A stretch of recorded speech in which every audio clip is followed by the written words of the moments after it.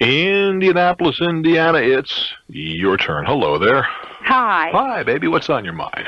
Well, I was curious. You weren't. You rascal. What have you been curious? Is it nice kind of curious? Yeah, well, my daughter got hurt. I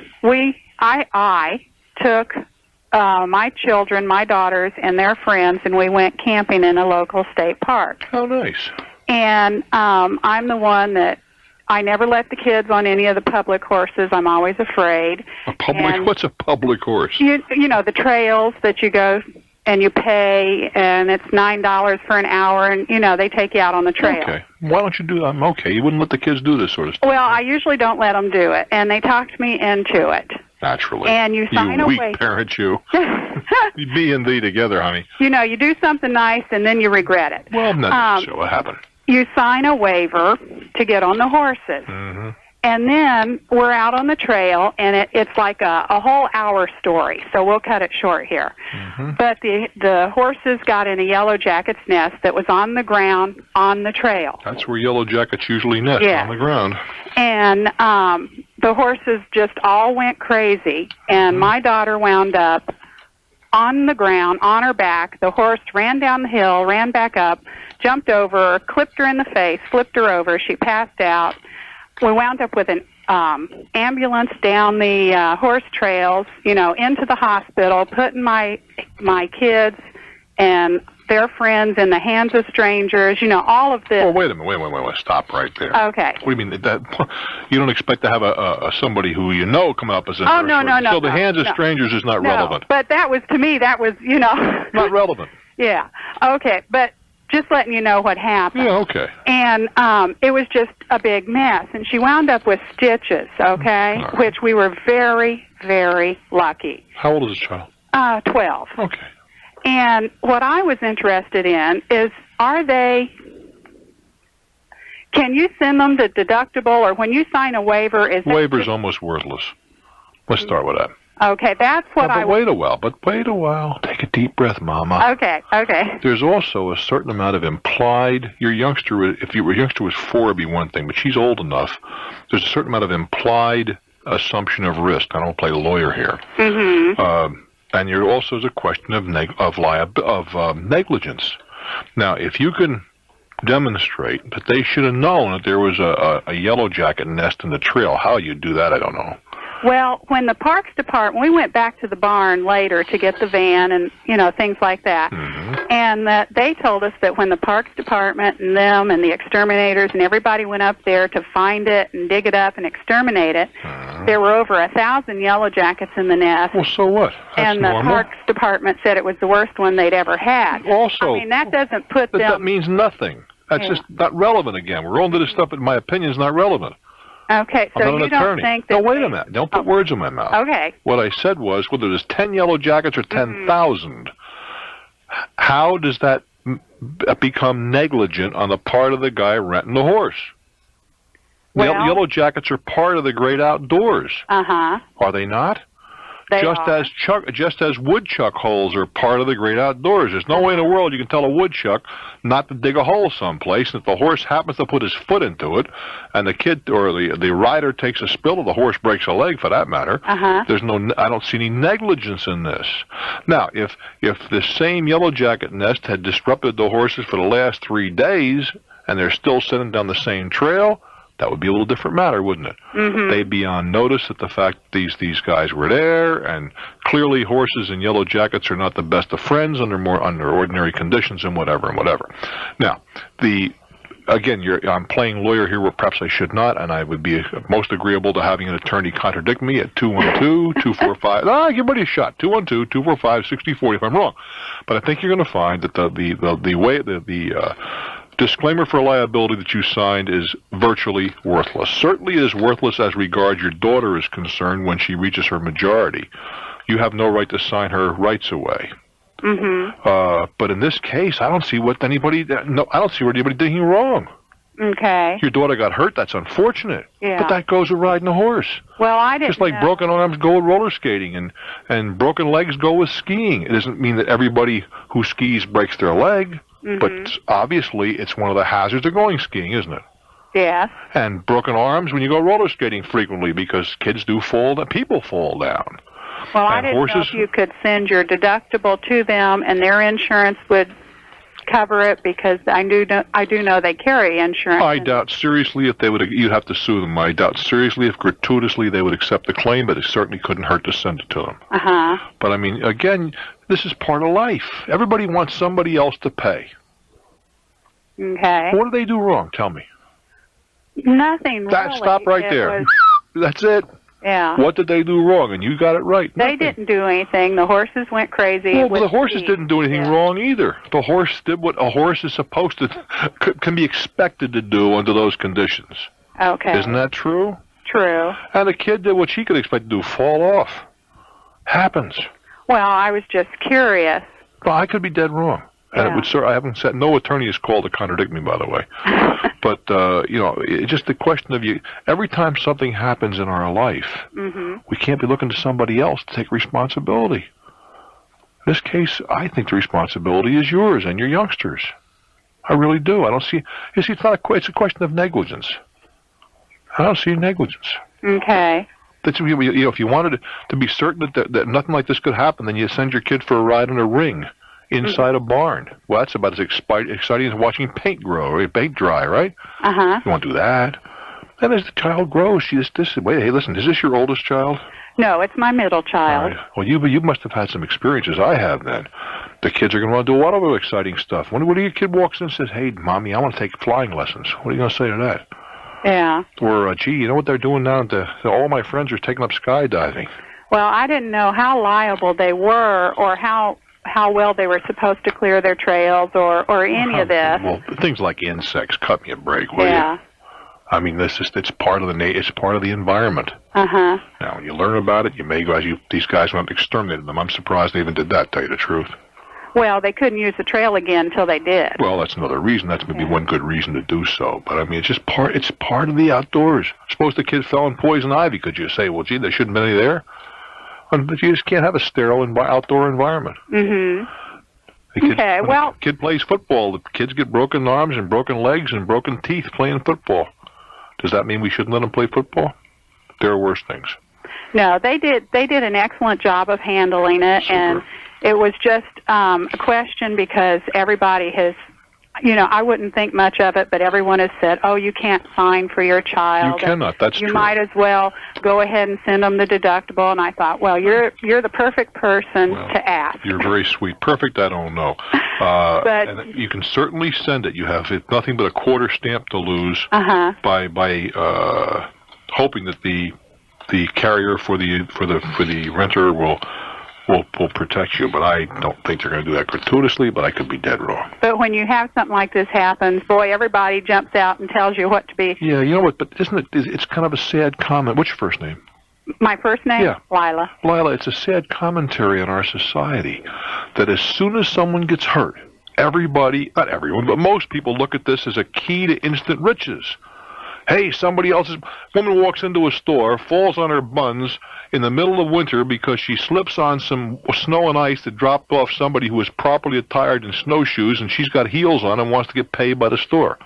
Isn't there a certain amount of responsibility in the person wearing the heels in not the best of conditions? But you know how that goes. Everybody wants somebody else to be responsible.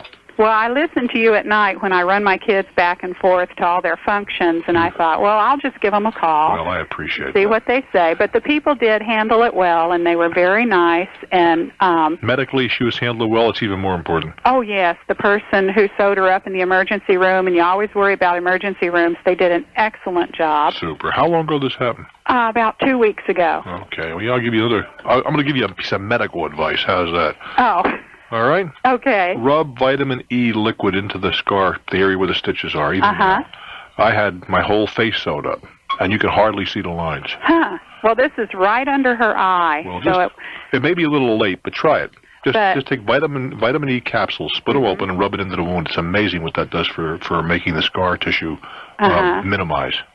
Well, she came out of the whole thing well, and it all worked out, just fine. The first day, nobody wanted back on a horse, but now they all want back on horses. That's the whole thing. Get them back on a horse. I wish you well, dear. Except Mom. Get back on the horse, too. Okay. Lila, thank you for your call. Thanks. I'm Bruce Williams. Stick around, agree or disagree. Yeah, this is Talknet. Charlotte, North Carolina, thanks so much for your patience. What's on your mind? Hi, Bruce. Hi. I'd like to get your opinion on a business venture. What you going to get into? Well, Slot machines in North Carolina. I think it's going to go like crazy. close. Is that right? Public fax machine. That ain't even close. Slot machines are a license to steal. Yeah, right. Fax machines, I don't know. You know, there are a ton of the, I noticed, where in the world was I? I think it was a drugstore. I was in last day or two, where they had a big sign, you know, faxing and all that sort of stuff. Mm-hmm. I think that's going to be a very short-term proposition. I do, too. Because the fax machines are getting so cheap. Yep. Anybody who wants one's going to have one. You notice that they're nowhere near the proliferation of copy machines in public places there, except in libraries and places of that kind, that there once was, because copy machines have gotten down to the place where if you need... Now, admittedly, there are times when the average bear needs a copy of a receipt or whatever, so I think they'll be around. But a fax machine is not something you use so regularly. And I just think that, well, the prices come down. Like, what can you buy them for now? I think I paid $800 for mine, and I have one in my home. And I think they paid $800 or $900, and they're down to, I think, $500 or $600, and that's only a few months. Well, the cheapest I've seen has been about $1,000, but even oh no, that... you can buy them ton less than $1,000. Trust me. Okay. Right now, I know we can buy them for a lot less. I'm telling you, I bought them for about Bill, what did we pay for the last fax machines? About $800, something like that. $850, Bill said, and that was several months ago. So I know you can buy them for less. Now, the company that I had spoken to, they're franchising, and they want a small investment that far exceeds that $500 you're talking about. Mm-hmm. And for that... Well, you probably would need a sturdier machine if it's going to be used publicly. Sure. I mean, people are going to beat the... Yeah. Well, they say the retail worth of the machine is about $2,500. I don't believe that for a minute. Not today. Of what you would get for that money. It's a business. I mean, if you're asking me, it's not something I'd go near today. I think it's going to be very, very short-lived. No, I do. I think fax machines are a fact of life. Yeah. I don't know how we got along without them. I mean, they're so much cheaper to send documents instead of having to. They're cheaper as cheap as a letter, for crying out loud. If you get about 15 seconds a page. And you can send if you have a dedicated number, you can send it day or night at the cheapest rates, and a million other good reasons. You get corrections right away.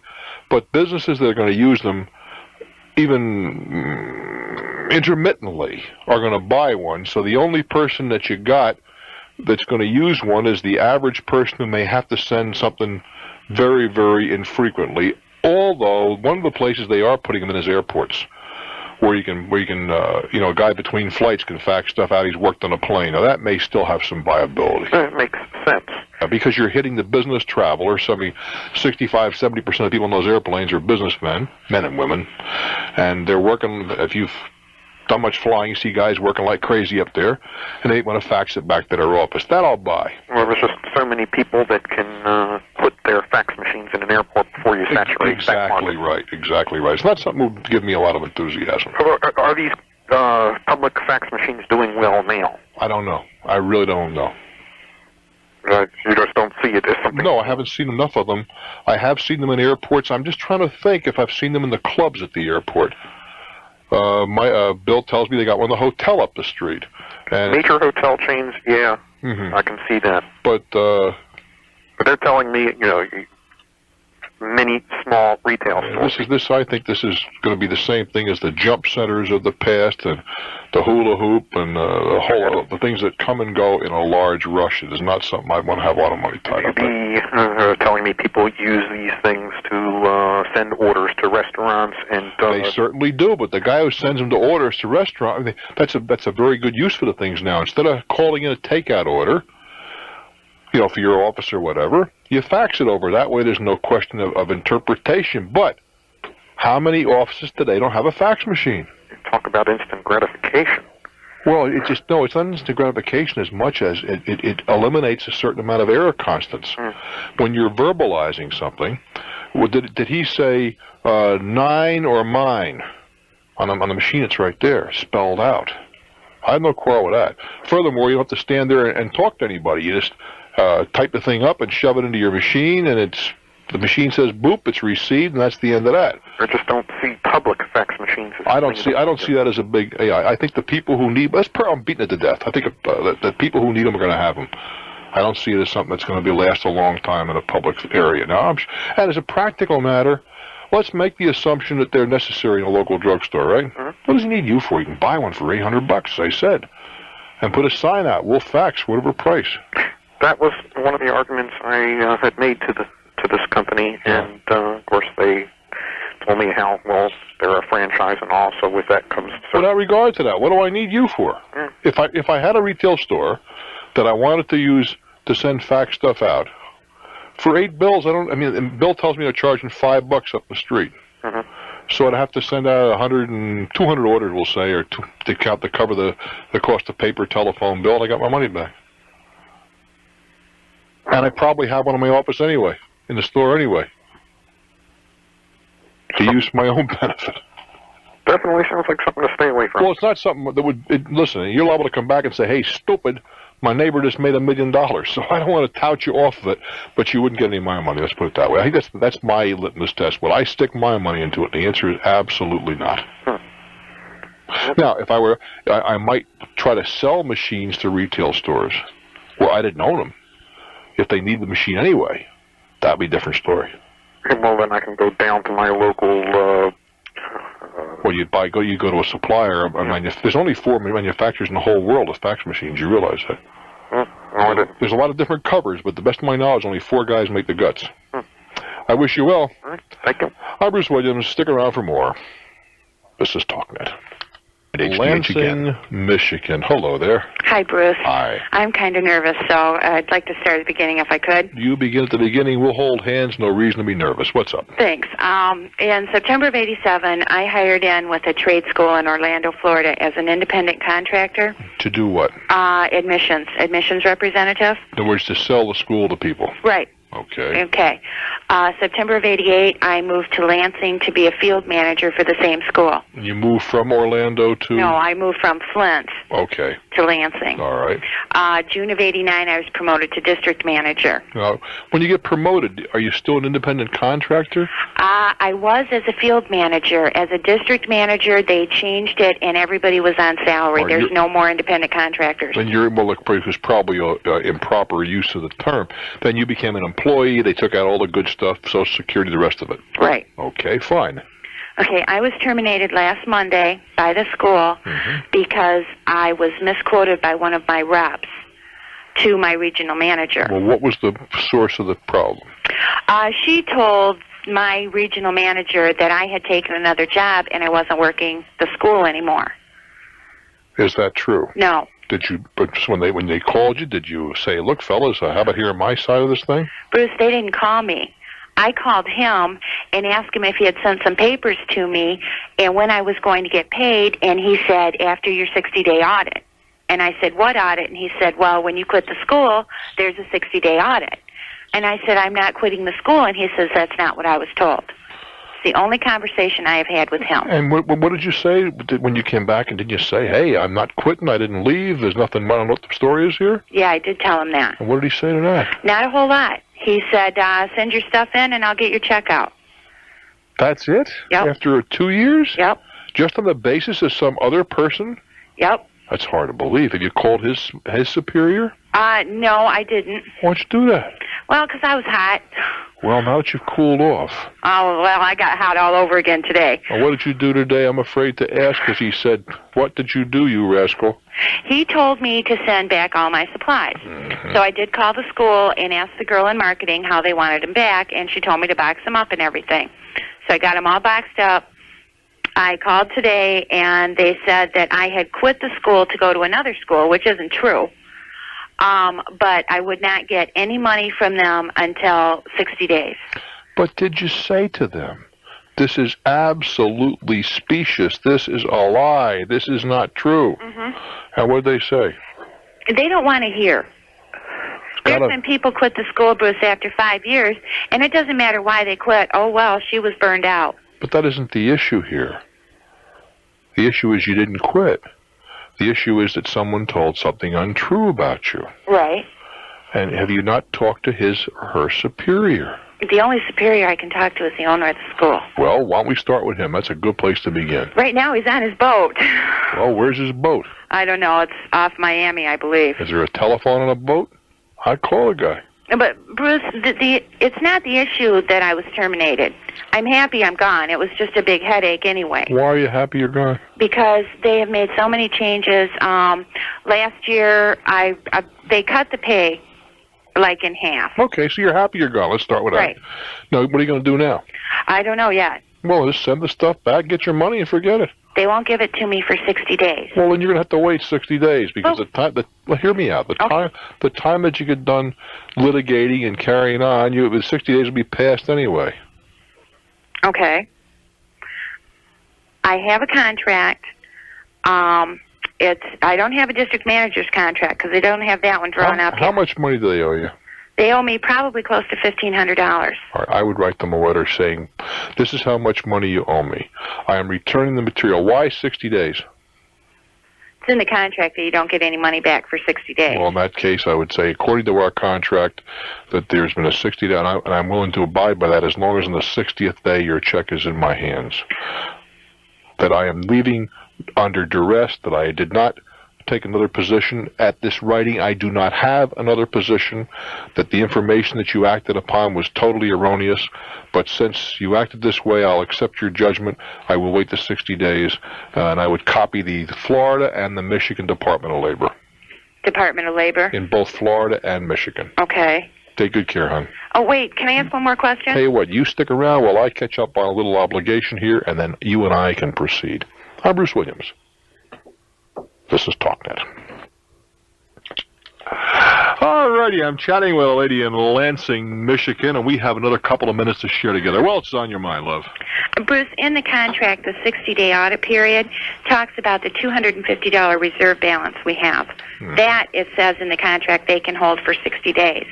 It also says in the contract, upon termination of this contract, commissions in any form cease effective the day of termination. Any earned but unpaid commissions for enrollments accepted prior to the date of termination will be paid on the next regular payday, which was last week. Here's the problem. You may be dead right, and I don't know. You read a little more quickly than I was able to absorb. It's the kind of thing I'd want to look at, and I'm not an attorney anyway.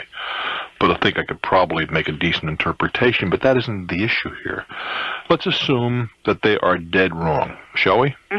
Would take more time to wend its way through most legal proceedings than 60 days. I'm assuming that they're honorable and they will pay.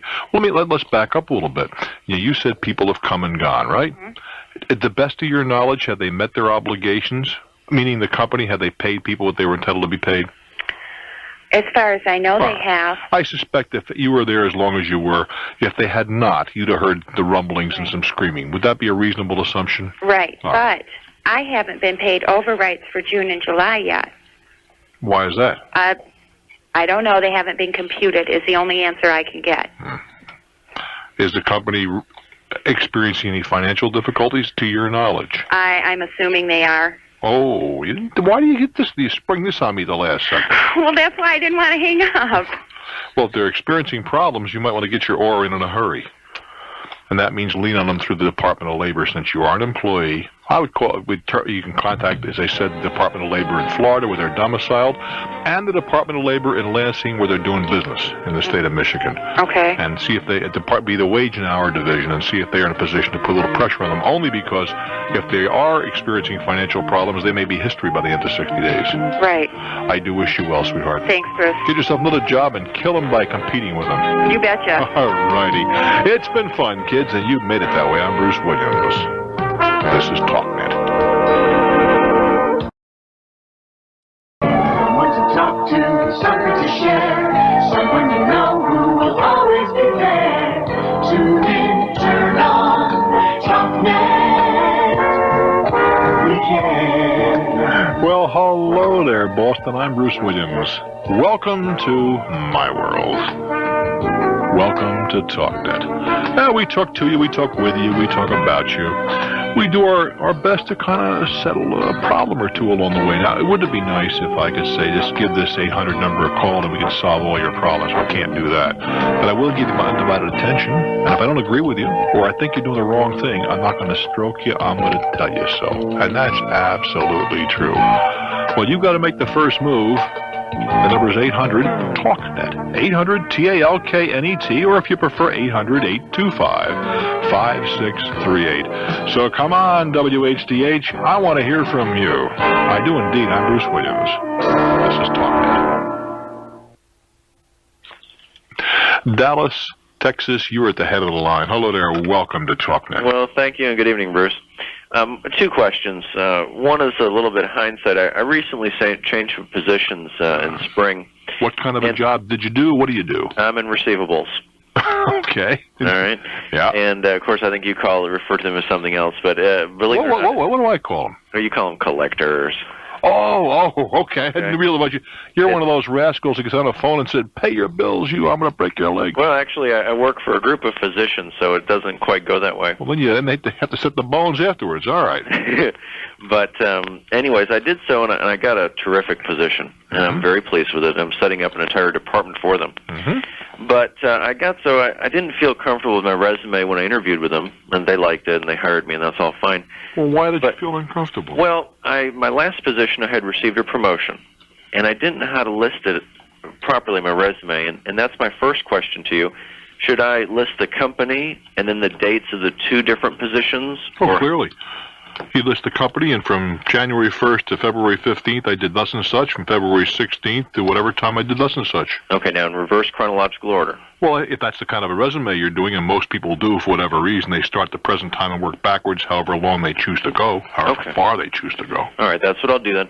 And then the second question real quickly. Let me just perceive that for just a moment. Yes, sir. Making the assumption that there's enough of a distinction to draw attention to, and apparently there was. Yeah, there was. I was running... there was. That's the answer to that. If there is, there was. Go ahead, go for it. Okay, very good. The second question is this. I've been asked, and I've never been put in this position before, to submit my own request for a bonus structure. All right.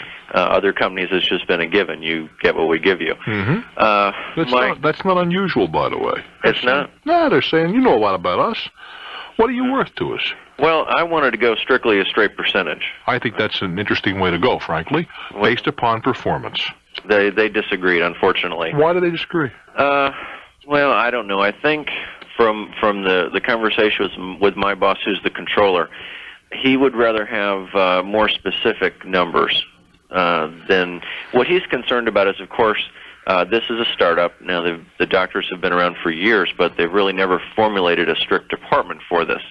And what my boss is concerned about, I feel, this has not been said, is the fact that I'm going to get a vast number of people that will pay reliably once a month in a monthly payment structure. Well, that's exactly what you're trying to do. All right, that's my basis, and then of course you get the gravy and the one shots and the people that pay that surprise you. And I think he's concerned about the fact that I like that. Well, that surprisingly, some of the most people that are the most obnoxious send it in. They just want to complain, and then boom, you get it in the mail in 2 days.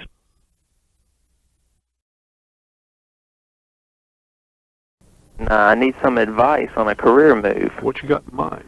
Let me tell you what I'm doing now and what I think I'd like to do. I've been in banking for about 7 years. I'm in lower-level management of a pretty large bank. I've got a college degree. I graduated in '84 with management and finance, and I moved up pretty good in the organization. Up until about 6 months ago, I was customer contact, and then I moved into an administrative part, which is no customer contact at all, which is what I've been pretty good at. And I'm kind of discouraged. I don't really want to be a lender who deals with people, and the only other person who really deals with the customer contact area is, your tellers and your CSRs. I'm looking at going into the airline industry. I'd like to be a flight attendant. Okay. My biggest hesitation is initially I'm going to have to take a cut in pay and probably relocate. And I don't know anybody who's based in Baton Rouge. I'm serious. No, I definitely have to relocate, and I'm willing to do so. I'm not married, and I do own a mobile home, but I believe I can get rid of it pretty easily. All right. But what is your feelings on this type of career move? Well, listen, if it turns you on and you're free to do it, why not? Is being a flight attendant a career position?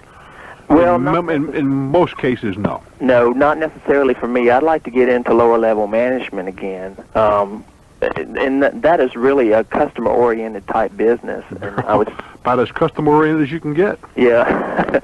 You're right there in the trenches all the time. Yeah, everybody tells me I'm excellent with people. I'm just real good with people, and I really need to be in an area where I can have customer contact. And a couple of my friends know that I like to fly and like to travel, and they said you ought to get into something like that, where you'd be more happy than where you're at right now. Well, why not? What do you have to lose? I guess nothing. It's just the idea of moving out of a one-horse town where you've lived all your life. Well, that in itself might be an adventure. Yeah, I'd really like to do it. I guess my biggest hesitation is getting out there, like taking a cut and pay to start, but eventually getting, built back up. Well, what are you earning now? $1,700 a month. That's $20,000 a year, round numbers. Right. Right. Yeah, you're going to take a pay cut. There's little question about that. The airline I want to work for starts out at like $11.50, and they give you so much per hour. And the more you like to fly, the more you will fly over a certain amount. They'll pay you so much, yeah. Which could bring it up close to what I'm making, but not really that close. Well, money is very important. Right. I'm the last person to denigrate its importance. Right. But it clearly isn't everything. Yeah, this is true. Happiness must mean something. This exactly so, particularly at your age. Well, I mean, you're a young guy, and if there was ever a time to make a mistake, now's the time. You think so, huh? Well, why not? Who's going to get hurt except you? I guess just me. From your mistakes. Well, that's if you had a wife and 6 rugrats, that'd be a different story. Your ability, your tolerance for error is significantly reduced. Right. By the nature of your responsibilities. Right.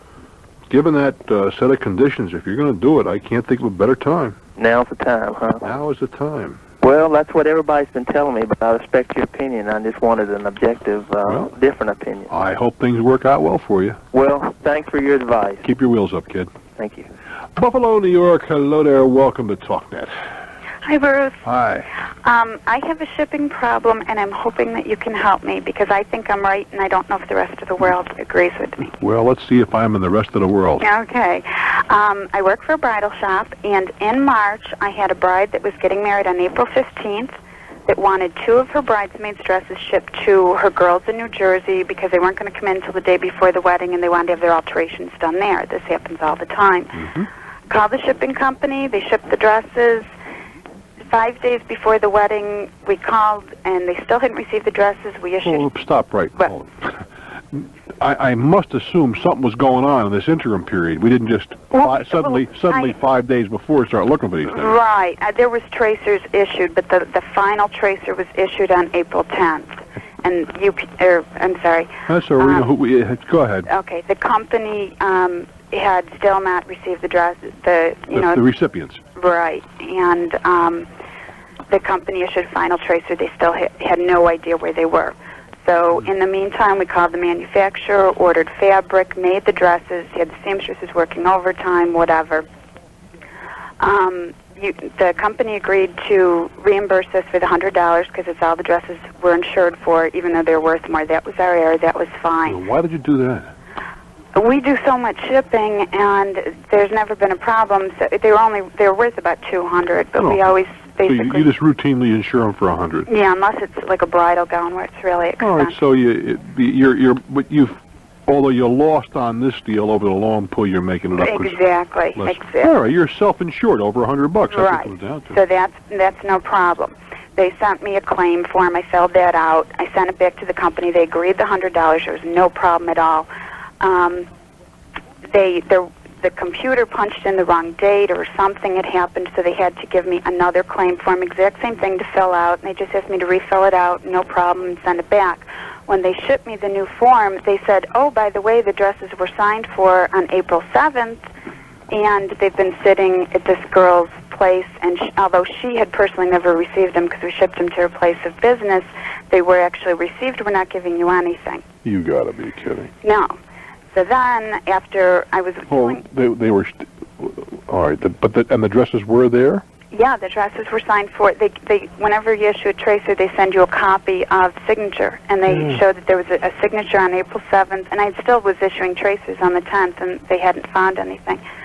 Isn't that an interesting situation? Yeah, so I was dealing with one representative, and he said that he would definitely get me the dresses back, because now the wedding's passed, and we made the dresses. You know, everything for the bride was perfect.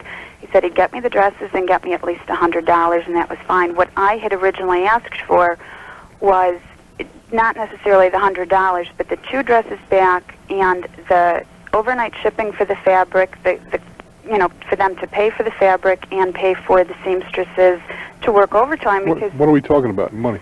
About $400. You know, it's like $387, and what I've gotten so far is the $100, no dresses. The dresses are still sitting at this company, and they're. Well, why don't you just call the company and say, "Send me the dresses"? Because UPS has a claim on them. Who's holding the dresses? UPS. Oh, I thought you said the company had it. They had them. They picked them up. They have them at their warehouse. They don't know where they are. Oh, And if I'm not going to get all the money, I at least want the dresses. I think you're entitled to the dresses. Do you think I'm entitled to the money? But I think they. but there's some I want the money for responsibility. them But to there's some responsibility on the part of one of these girls. Yeah. It seemed You to know, me. the thing is, after with the bridal business, once they're married, you don't see them. I know that. I'm well aware of that. But I mean, the girl in New Jersey, you know, I assume that they knew it was shipped to that address. Oh yeah. And they asked around the place, and nobody knew. I don't know. It was shipped to a huge corporation where the girl worked. Well, why did they do that? I'm just curious. Instead of to her home. Because if you work business hours, you have to sign for them. So if you ship them to your place of work, at least you have someone to sign for them, and you know it's not running back and forth to the post office, wherever. So that happens all the time. I know that particular company requires a signature. That's why I often use a different company that doesn't. Right.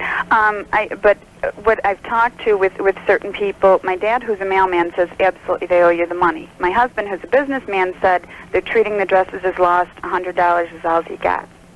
I mean, what do you think? Because the dresses are really useless. It's just, why have them sit in somebody's storage? Do you think you see, ordinarily, when you have insurance, the merchandise becomes the, let's take the post office where your dad works. Okay.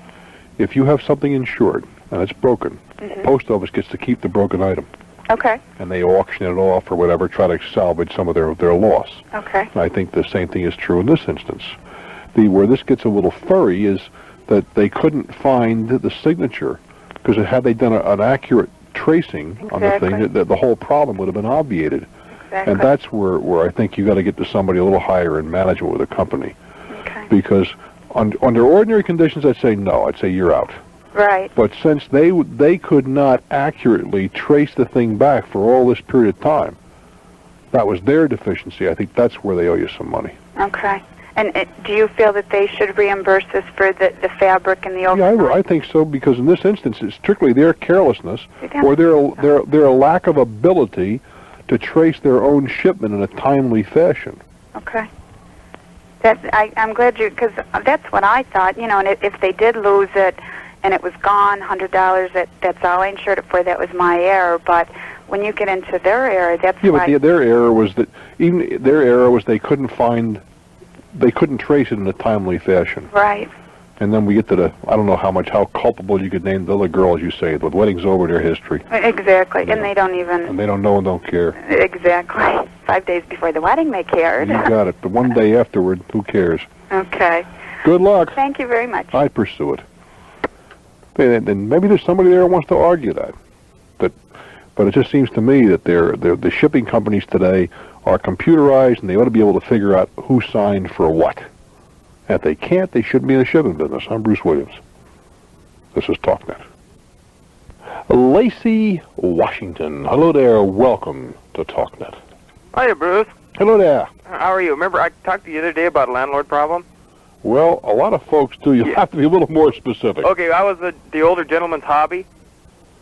Yeah. The other guy lives on the property. And Right. He was getting very friendly with you and whatever. Yeah, well, I took your advice, and it seems to be working out real well. But now I seem to have this other problem. I live next to this school, okay, a grade school, and there's a ballpark across the way.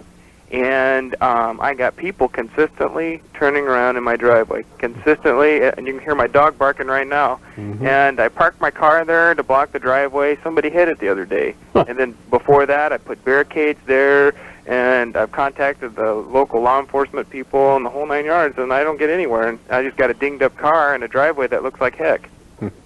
There's not much you can do about it either. Not much, huh? And put a sign up, but people are not going to pay attention to that. Yeah, they'll knock it over. And I have to admit that I've made U-turns in private driveways. I'm sure you have as well. Oh, many times. It's just the problem is that you have a very convenient driveway, and not much you can do about it. Well, as do I might add. Yeah. Well, they made a comment. Some of the people out here said maybe I'll just leave my driveway with a big chuck hole in it. Well, that'll slow them down a little bit. Yeah, and also slow my car down a little bit. Well, that's true. That's what why do you think they put these sleeping policemen across private roads? Yeah, that's true. For the same reason, to make people slow down. Well, that's not a bad idea. But yeah, that'll do it. A nice big hole will do it. But then you may have a liability problem if somebody gets hurt. Yeah, that's what I kind of figured. So I'm the one stuck with the rocky driveway, and there's probably not much we can do. I think not. Let's hope that it's only during ball season. That's going to be over one of these days. Yeah. Take good care, kid. Thanks a lot, Bruce. It's been a pleasure. Baton Rouge, Louisiana. Hello. Hi, Bruce. I really enjoy your show. Thank you. Before I get to my problem about the lady call with the wedding dresses. Yeah. Okay.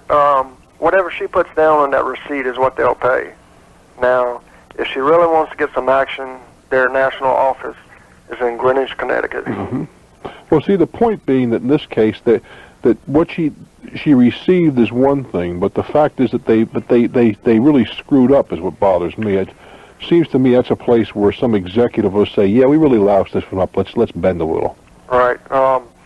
Like you said, their biggest problem is tracing, because believe it or not, it's not computerized. Well, there's one carrier that shall remain nameless. In a half hour, they can tell you where your stuff is. Right. At any time. Maybe they lose it, or maybe they misdirect it, which has happened on occasion, but in a half hour, they tell you where your package is. Right. That's how they get a lot of their business. Well, that's why they get my business. Right. What can I do for you? Okay. What I wanted to ask you is I was thinking about a career change also. I guess it's the night for Baton Rouge career changes. What's happening? But I work for a major company right now, and last year I grossed about $40,000 last year. In what capacity? In salary. What do you do? Okay, I'm a supervisor. Could you be a little more specific? For a large delivery service. Oh, okay. I wonder which one. Yeah, I wonder. Okay, and I've been with them 9 years. I have a wife and 2 kids, but when I was thinking about a career change of opening a little business of my own. What kind of a business? A tool route salesman. Oh, yeah, like the biggest one I know is Snap-on. Right. Something like that? Right, along that line. All right. Now, I was wondering what you knew about that type of business. Some of these fellas do very, very well. They do very well? But you have to work. It's like any other sales, and that is sales. You got to establish a clientele, establish a rapport with in the case of the type of business we just described, the service station owners and whatever. You got to be there, come rain or come shine every so often. You may have to extend credit and so on. Yeah, it's just like any other business. Right. The only way you're going to sell is if you're out there selling. That's right. And you see, it's like a lot of things. There's nobody there to tell you to go to work. Right. That's up to you. And that's an important difference. Where you are now, most of our lives and jobs, you don't get there by 9 o'clock or the appropriate hour is. Somebody's going to let you know about it. Right. Not so. Well, your customers will let you know. How they let you know by not buying from you. That's how they know. But when you're on your own, and that is strictly on your own because it's a one-man, one-horse operation. Right. You are the dealer, and you're the one. You're everything. You're everything. You gas the truck up, wash the windows, and distribute the stuff and collect the money. Right. But can you make a buck at it? Very much so. Very definitely. Okay. Now, one other quick question. I have about $60,000 in stock, and I was wondering if I should use some of this, cash it in to go towards this business, or should I finance it? Well, the likelihood is you'll have to use some of your stock. There are very few people who loan you money completely to start a business. And then the question is, when you sell the stock, are you going to make money, and how much taxes would you owe? Or you're better off to borrow against the stock? I don't know the answer to that. Okay. That's a question. For example, and if you purchase stock at $1, it's worth $3. Right. Well, and if you sell it for $3, you got a $2 gain. That you might pay as much as 60 cents in taxes. Right. You might be better advised to borrow against it, given that extreme condition. Yes. Okay. So that's just another factor to be considered. I wish you well. All right. Appreciate your help. I'm Bruce Williams. Stick around for more. More Talknet. To Jacksonville, Florida. Hello there. Welcome to Talknet. Hi, Bruce. Hi. By golly, I can see why you're the #1 talk show host in the country, and you've earned it. You're very kind. What can I do for you? I've got a small business, and it's in a small community just outside of Jacksonville, which is a major metropolitan area in this area. And my business depends on the phone, on Yellow Pages. I have very little walk-in. Almost everything, all my customers call before they call their inquiries. All right, the telephone is an important link. Go ahead. Right. Okay. The printer for the telephone company made a typo on our telephone number, and he's got the wrong number in the Yellow Pages. Oh, nice. Is this somebody else's number? It's somebody else's number. The book just came out in June, and I've noticed about a 50% drop in the number of calls. Time is very much of the premium here, so let me explore this very quickly with you. Okay. Is the number that they have in the book a personal number or a business? The number that's printed there, is it somebody's personal number or a business number? Personal number. Why don't you go to the phone company and insist that they make this guy an offer to buy his number? Then you'd keep your regular number, the one you've established all these years. Yes. But then when they would take the number that's in the book, and when anybody dials that, it would automatically switch over to your regular business number. Right. And now you're going to get some personal calls for this person. But so what? No, because the number in the book. Yeah. Is we're not getting the calls. You're not. No, they get the. Hold it! I only got a minute. Now you're not listening. Okay. Go. It's somebody's private number. You have to. The phone company's got to make them a cash offer of some kind to take the number away from them. Right. Then when anybody dials that number, it would automatically get switched over to your correct business number for this year. Now, you would get a few personal calls. The people that still know this guy would call that number. You'd say, oh, no, it's that number doesn't operate anymore. Call him. It's someone says you have to be polite and pass on his messages. Of course. But that would be the solution to the thing. Okay. Just go to the phone company and you say, look, it's your problem. What we want you to do is talk this guy out of his telephone number. Give him free service for 6 months, whatever it takes. Okay. Now, they say they've tried that, and he refused to, the other party refused to change numbers. Well, why don't you go talk to him? Okay. I mean, you can talk to him and say, do you want to get all these calls for the rest of the whole year bothering you? Right. Did they offer the guy something? I don't believe they Well, did. see if they can tell him, look, you offer him something, 6 months free service, whatever it takes. You play a little hardball. That would solve the problem. But I can sympathize. I really, really can. I'm Bruce Williams, and yes, this is Talknet. San Diego, hello. Hi, Bruce. How you doing? Okay. I just found AM. I really enjoy your show, and I wanted to just talk to you about something and see what you thought. Let us talk. Well, I feel like I'm at a crossroad. I moved out here I bought a one-way ticket when I graduated high school when I was 17 in New York, and I've been in San Diego ever since. I'm 26 now. You're kidding. And you just picked up and left your family and the whole works, huh? Yeah, they're still back in New York. My whole family's back there. I graduated on June 21st, and I was out here on June 22nd. You're a gutsy guy, I'll give you that. Well, yeah, I just figured I didn't want to get any bad habits, so I'd go out and make it or break it, you know. Mm-hmm. In the meantime, I bought a house. I have my wife stays home with. We have a little 1-year-old baby, and I do pretty well for myself as far as I run a direct sales company. And what kind of a direct sales company? Well, you know, educational supplies. I work directly for the president. I take care of all the sales, and we sell educational supplies to preschools and Catholic schools, and then through the schools we also get a lot of different families that are interested in our products, and we go out and show them products at night, and I have salesmen that work for me and hire and train. And how much you earning? Last year about 38. Okay. 38,000. So it's not bad. In San Diego, that doesn't really take it too far. Yeah, you're in a high rent neighborhood. Yeah, it does cost a little bit to live, but You know, the thing is that I just kind of feel like I'm getting burnt out on sales. Since I came out here, I've learned real quick. I went for an interview, and I found a guy who was going to give me $5 an hour, and I said $5 an hour. This when I was 17. I'm thinking, geez, if I work 40 hours and $5, that's 200 taxes. There's no way I'm going to. You know what I mean? Mm-hmm. So I went right into sales, where you can make more than a salary, and I pretty much have been in that ever since. But I just getting burnt out on it.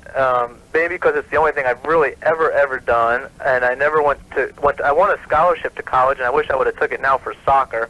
And now I'm just sitting back. I've paid off most of my bills, so now I'm at a point where I don't have to make a tremendous amount of money except my car and my house. And I'm thinking about going to college, but the thing is that I don't want to go to college and work for a major company and work my way up, because I'm not that personality.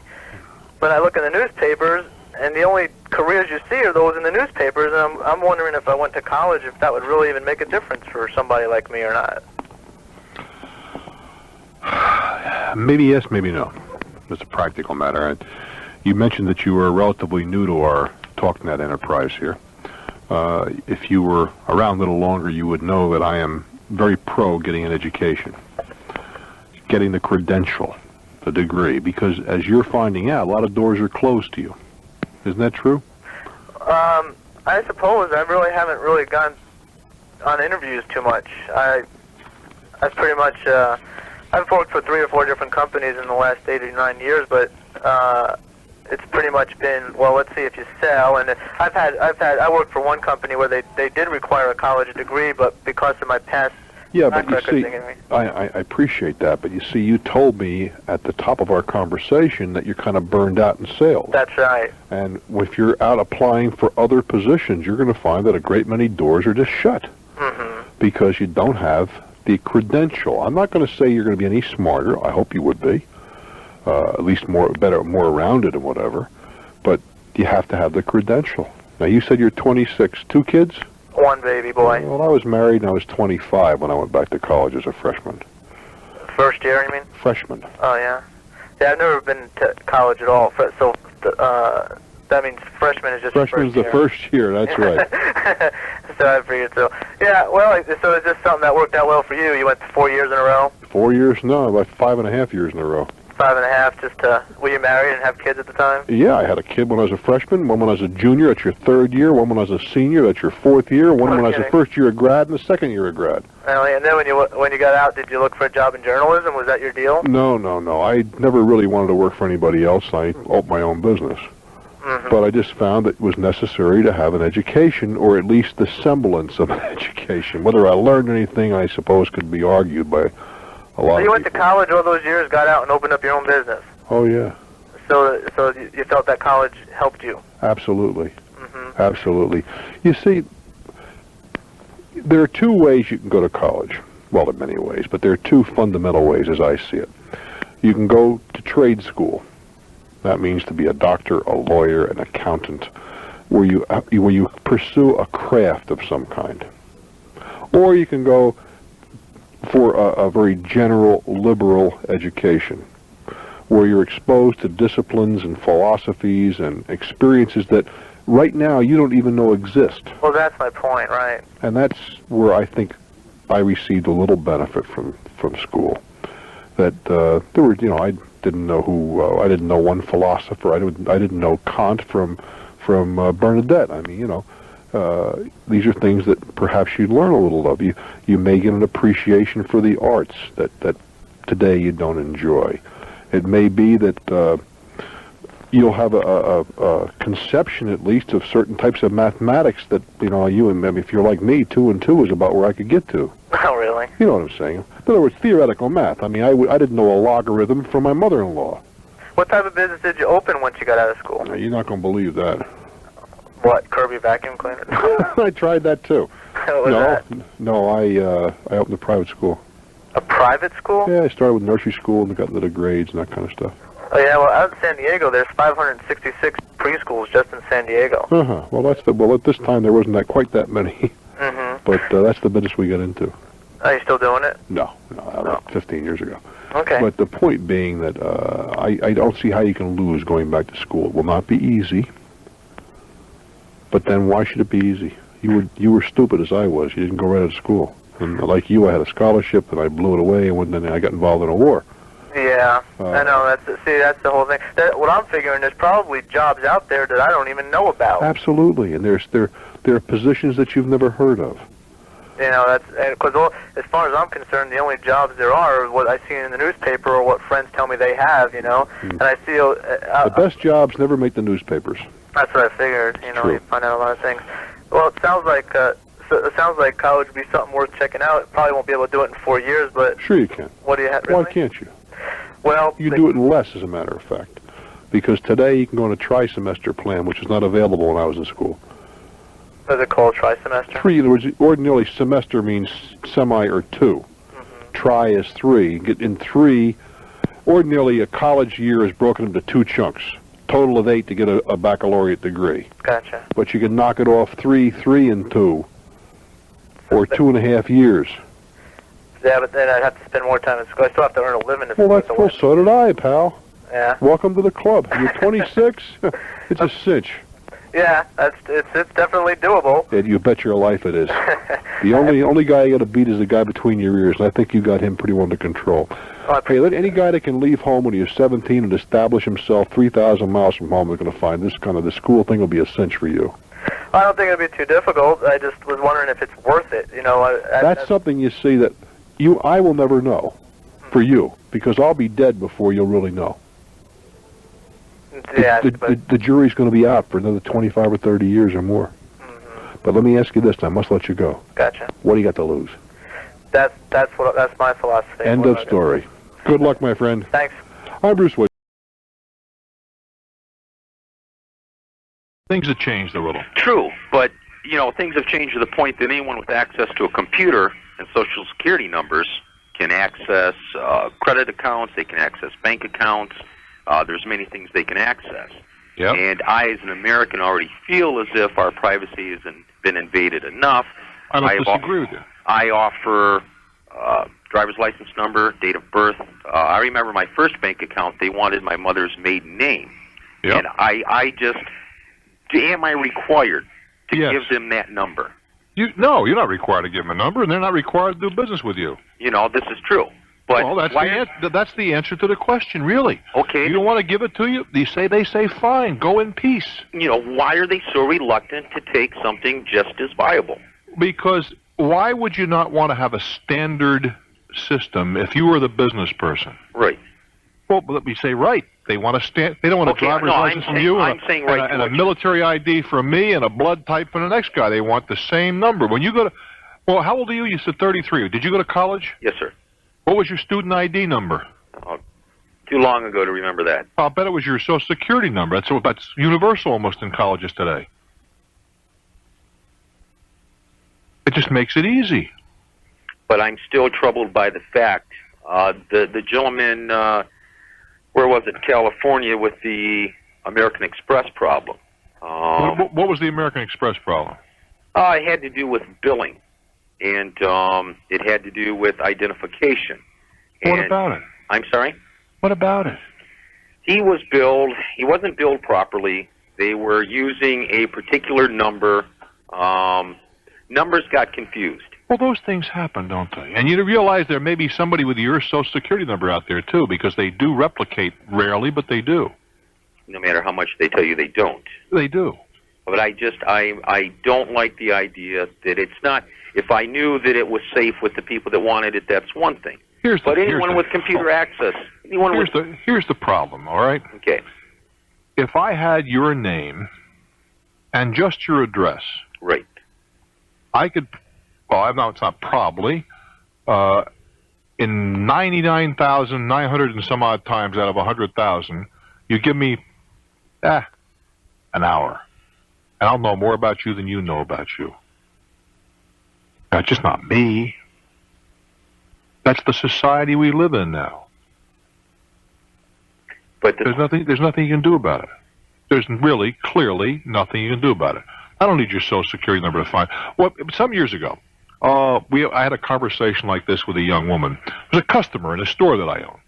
And I don't know why I was there, but I was, and she was ranting and raving about this and that other thing. Well, I know what it was about. She was in the financial aid office of a major university near me. And I was talking about all the information they wanted on the, at that time was called a parent's confidential statement. Now they call it the FFI or some such thing. And don't worry about it, it's confidential. And I gave her the same story that you just gave me, right? Mm-hmm. And she said, no, you can't do this, you can't do that. But, and fortunately or unfortunately for her, she paid me by check. Next afternoon, I laid a thing about 1 1/4 inches thick on her desk. I knew more. I knew her birthmarks, what operation she had, every job she's had was all there. All I had to do was call a few friends. I do the same thing about you. And you could do the same thing about me. What's troubling with that, though, and I don't need your Social Security number to do it. Just need something. I got to access something. Right. Driver's license will do it. You know how much money, how much the state, how much information is in there about you, about the state when you apply for a driver's? The state of Michigan sells that information to That's true. clearinghouse. And I can get to that. So, I mean, what I'm getting at is I don't necessarily disagree with you, but it's a fact of life. With or without it, if they want to access me, they're going to access me. Then you said it all right there. That's the whole statement. That's rather troubling, in a sense. Well, I don't disagree with you. So is George Orwell, but we've arrived. Yes, we have. We've arrived. There's a lot of things that are troubling, but that's the way it is. And you're kind of making your little minor rebellion is not going to change one single thing. Live with it. And you can live with it or not live. I'd opt for the former. This is true. It makes life easier. It's just there. You know, are you ever in the service? No, sir. Ever been arrested? Yes. Then your fingerprints are on file with the FBI, aren't they? And they're going to be there forever. Even from something 18 years ago? It'll be there well beyond your time you die. They're there. So are mine. Something as simple as civil disobedience? Were you fingerprinted? Yes, sir. So you were one of the guys yeah. If you were fingerprinted by any police department, they're forwarded to the FBI. And they're on file. Forever. Forever. Forever. So one way or the other, they have you. I don't know who they is. If anyone wants to find you, basically, they're going to find you. Yeah. With a computer. I'd say that was a fair statement. You ever get your teeth fixed? Yes, sir. There are dental records that are going to be around for a long time. Applied for a credit card? Yes. Credit card information. Did you ever buy a life insurance policy? More than I care to count. Did you ever apply for a mortgage?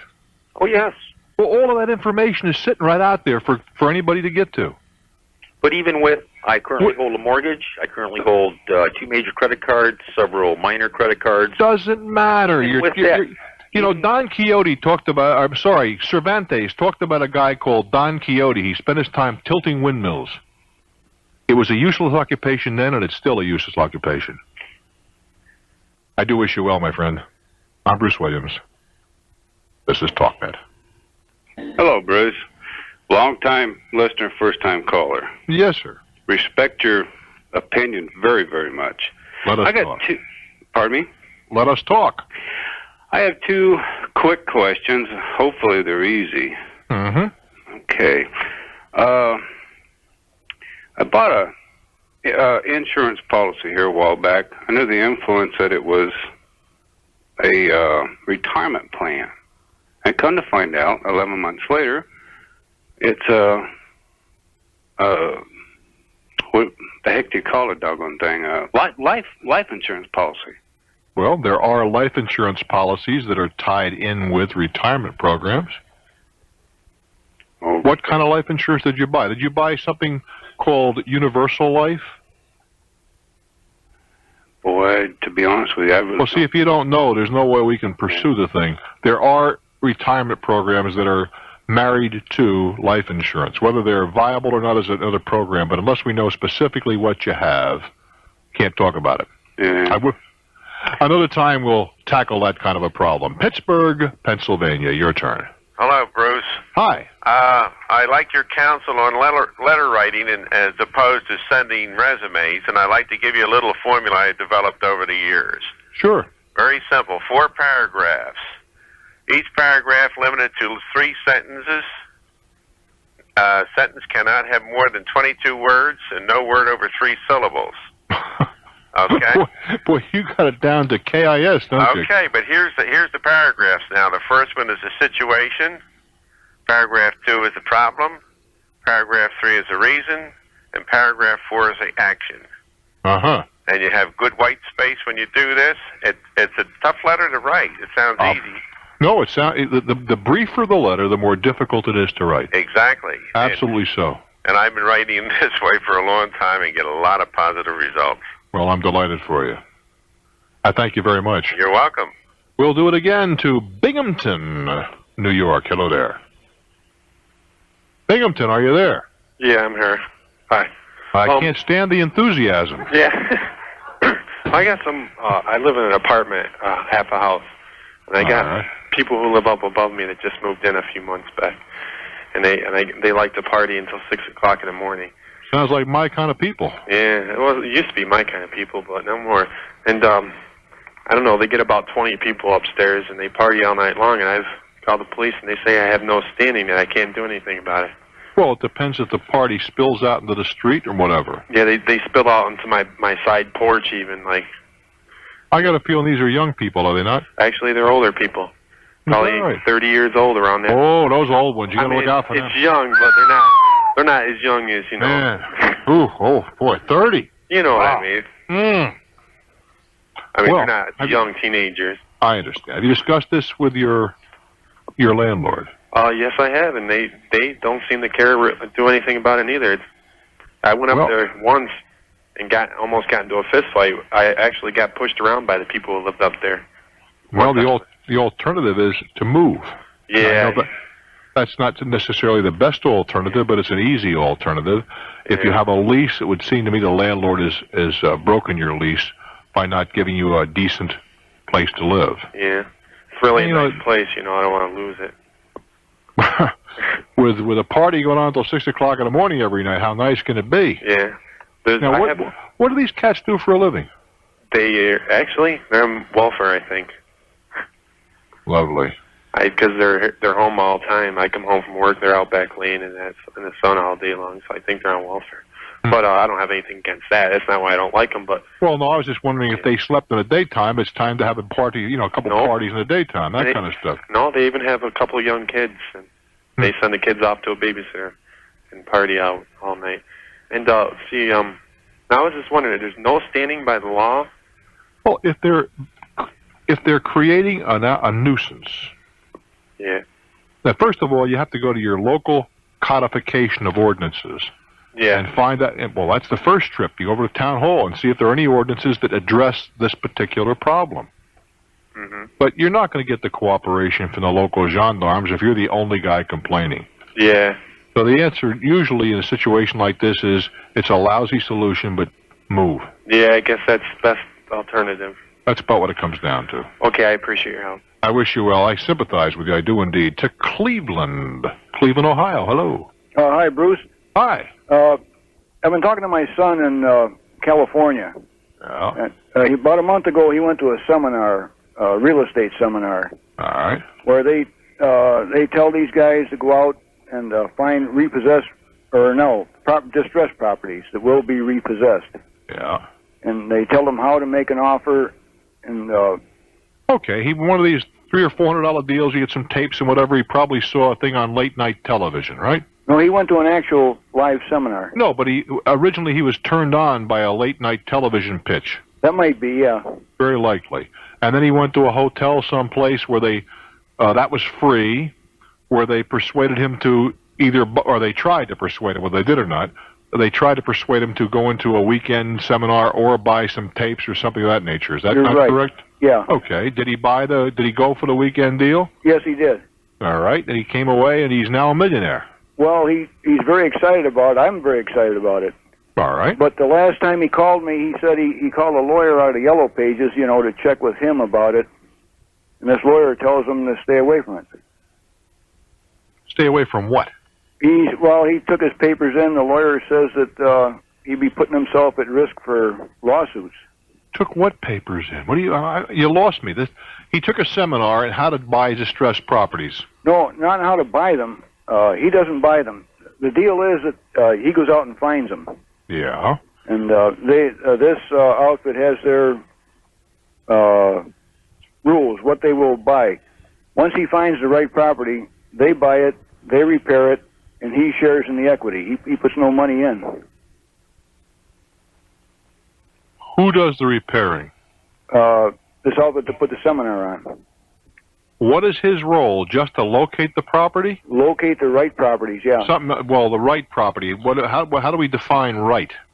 Well, it's in California, and it's got to be. They won't pay more than $200,000. It's got to be, I think, no more than 5 years old, and there's a certain amount of equity that has to be owned.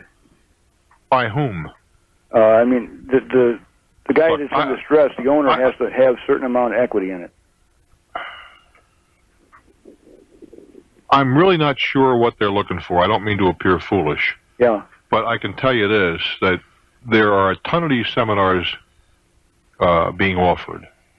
And in my limited experience, and I've gone to a few, and I've looked into some stuff, what they say can be done, in fact, can be done. But the problem with that scenario is that it's extremely difficult to do. I believe that the fellows who teach these things have done what they say they have done.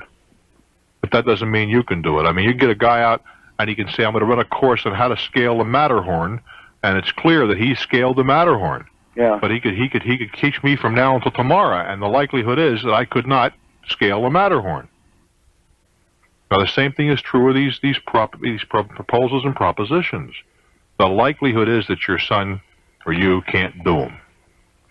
Now, I don't know what this. I know what equity sharing is, and we're starting to get into a whole bunch of other things here. I do know what equity sharing is. I know what it means to buy distressed properties. I don't know what their role in this thing is. That is a different wrinkle if your son is accurate. And your son may be mixed up a little bit here, too. No. Have you seen all the material? Well, no. That's a yes or a no. California. Well, this is going to come as a shock, but they can mail stuff back and forth to Cleveland. Well, yeah. Well, what I'm getting at is you're listening to your son's interpretation, which may be very well meant but not accurate. I'd look at this stuff and draw your own conclusions. I'm Bruce Wiggins. Hello. Hi. Hi. We spent a week in Disney back in April, and we had a great time, and I'm glad you're down there. But we're having a good time as well. Yeah. My problem is we bought some inlaid linoleum flooring from a retailer here in town.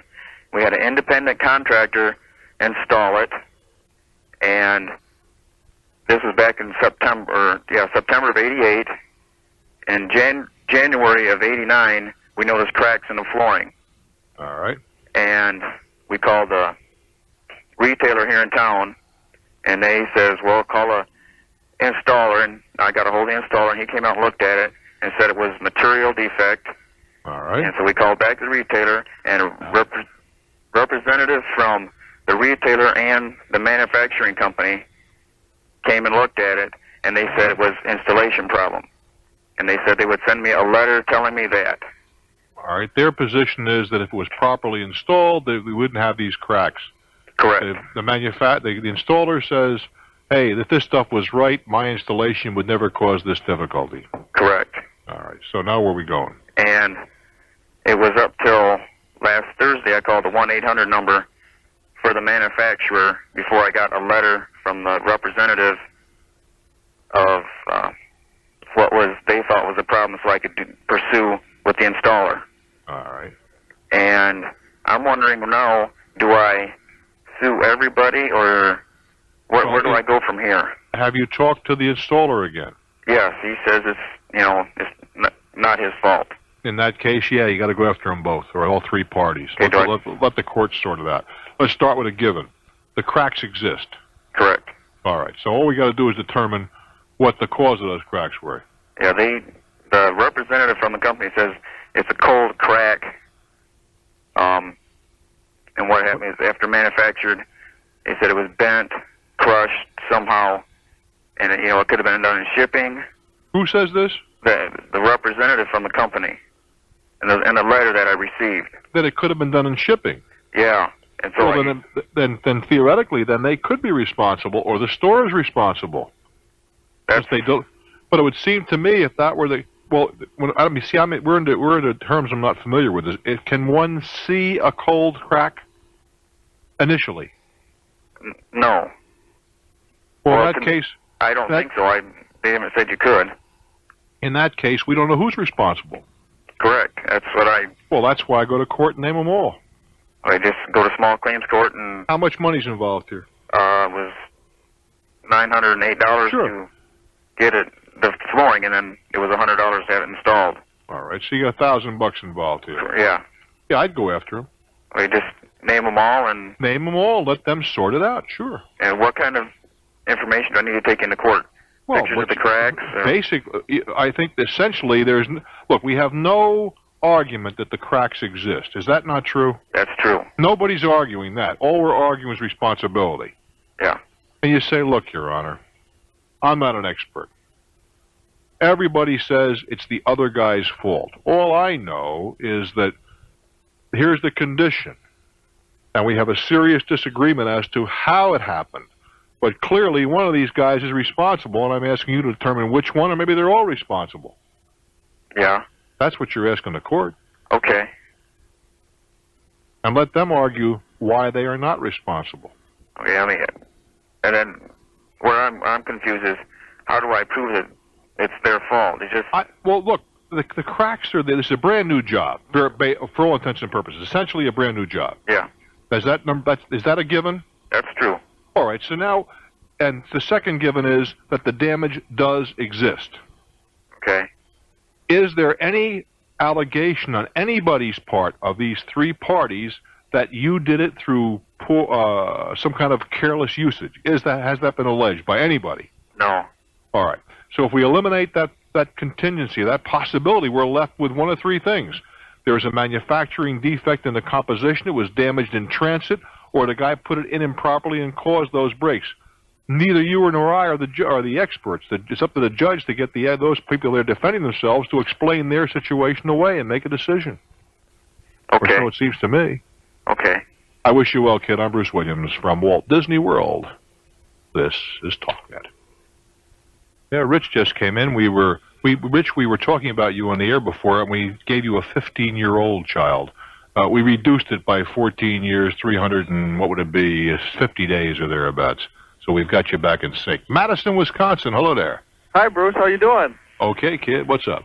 I saw you in La Crosse the other night. Had a good time there. Yes, we had a super time in La Crosse. I got to get you to come to Madison pretty soon. I'll do that. I would like WTDY. That's right. All righty.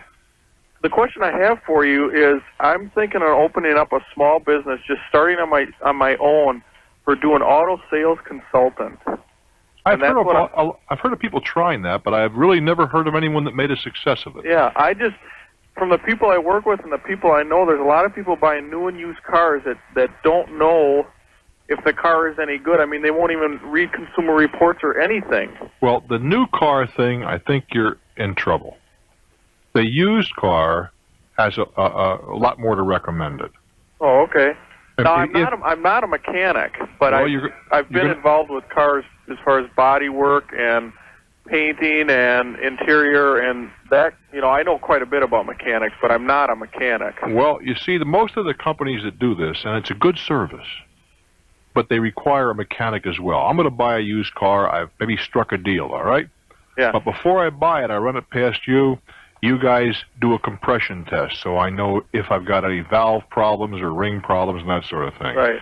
Then you yank a wheel or two, and we find out what the brake linings look like and that sort of jazz. Then we take a look at the tranny to see if the oil is burnt black and if we have any problems there.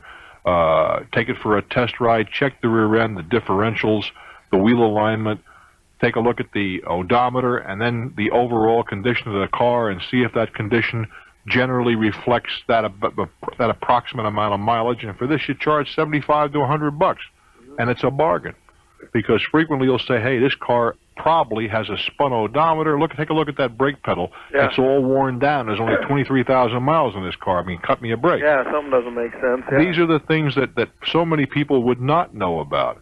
I don't think there's a future in new cars, but I do think very much there's a niche out there for the used car. Sounds real good, Bruce. Thanks a lot. Okay, and by the way, you'd also have in your possession the various books, so you could tell people what the approximate retail and wholesale values are, all of those things. Yeah, that's one of the things that I'm presently talking to a guy that I kind of know, and he's, wants to buy a used car, and he doesn't have any idea, I'm explaining, wholesale, bank value, retail.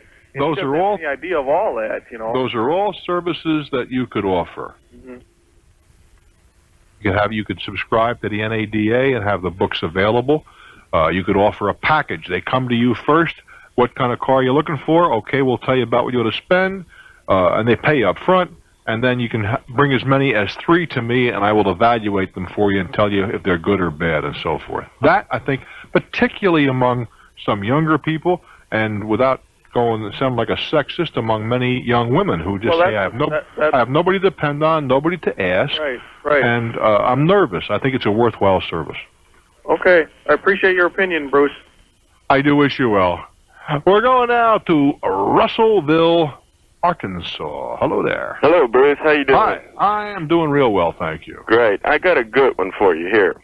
I have a friend that moved to Arkansas from Tennessee. Now, he had his license revoked in Tennessee about 3 years ago.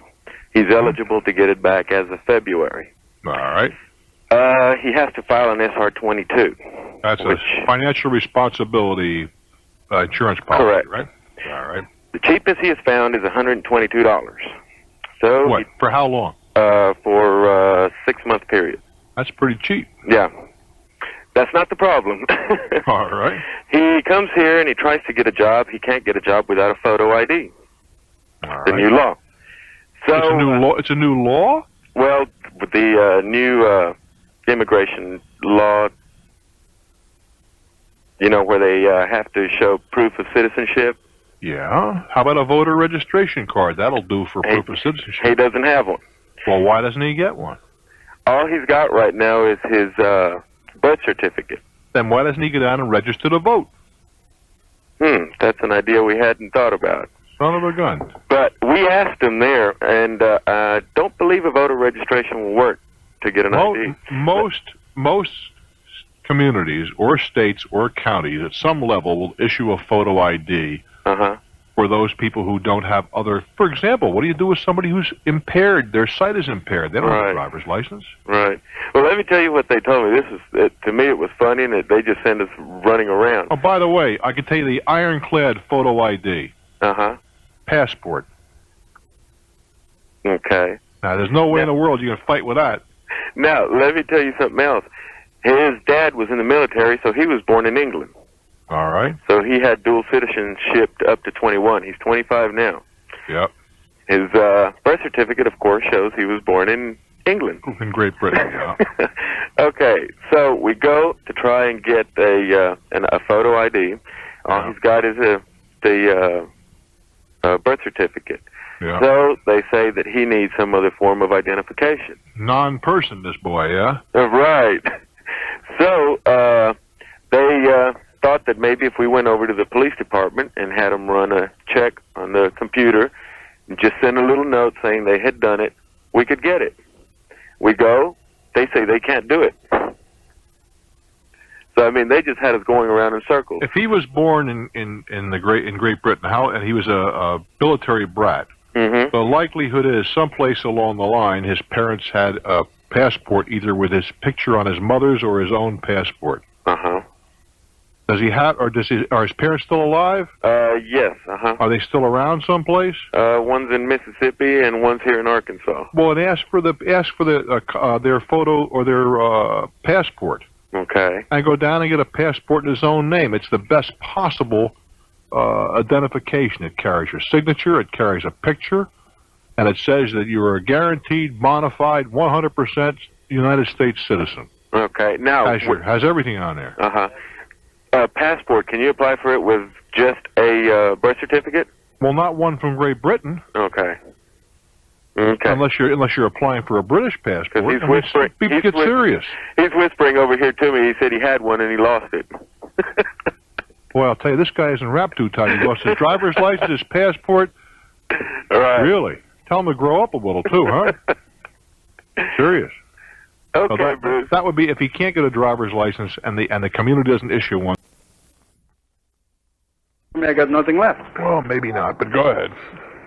Okay, now today, till they find this rascal, in the meantime, he went ahead and sold the place. He got $90,000. Place was open 6 months, 7 months. All right. What did he pay for it? What he paid for it? Yeah. Well, we bought the license for $50,000, the liquor license. Yeah.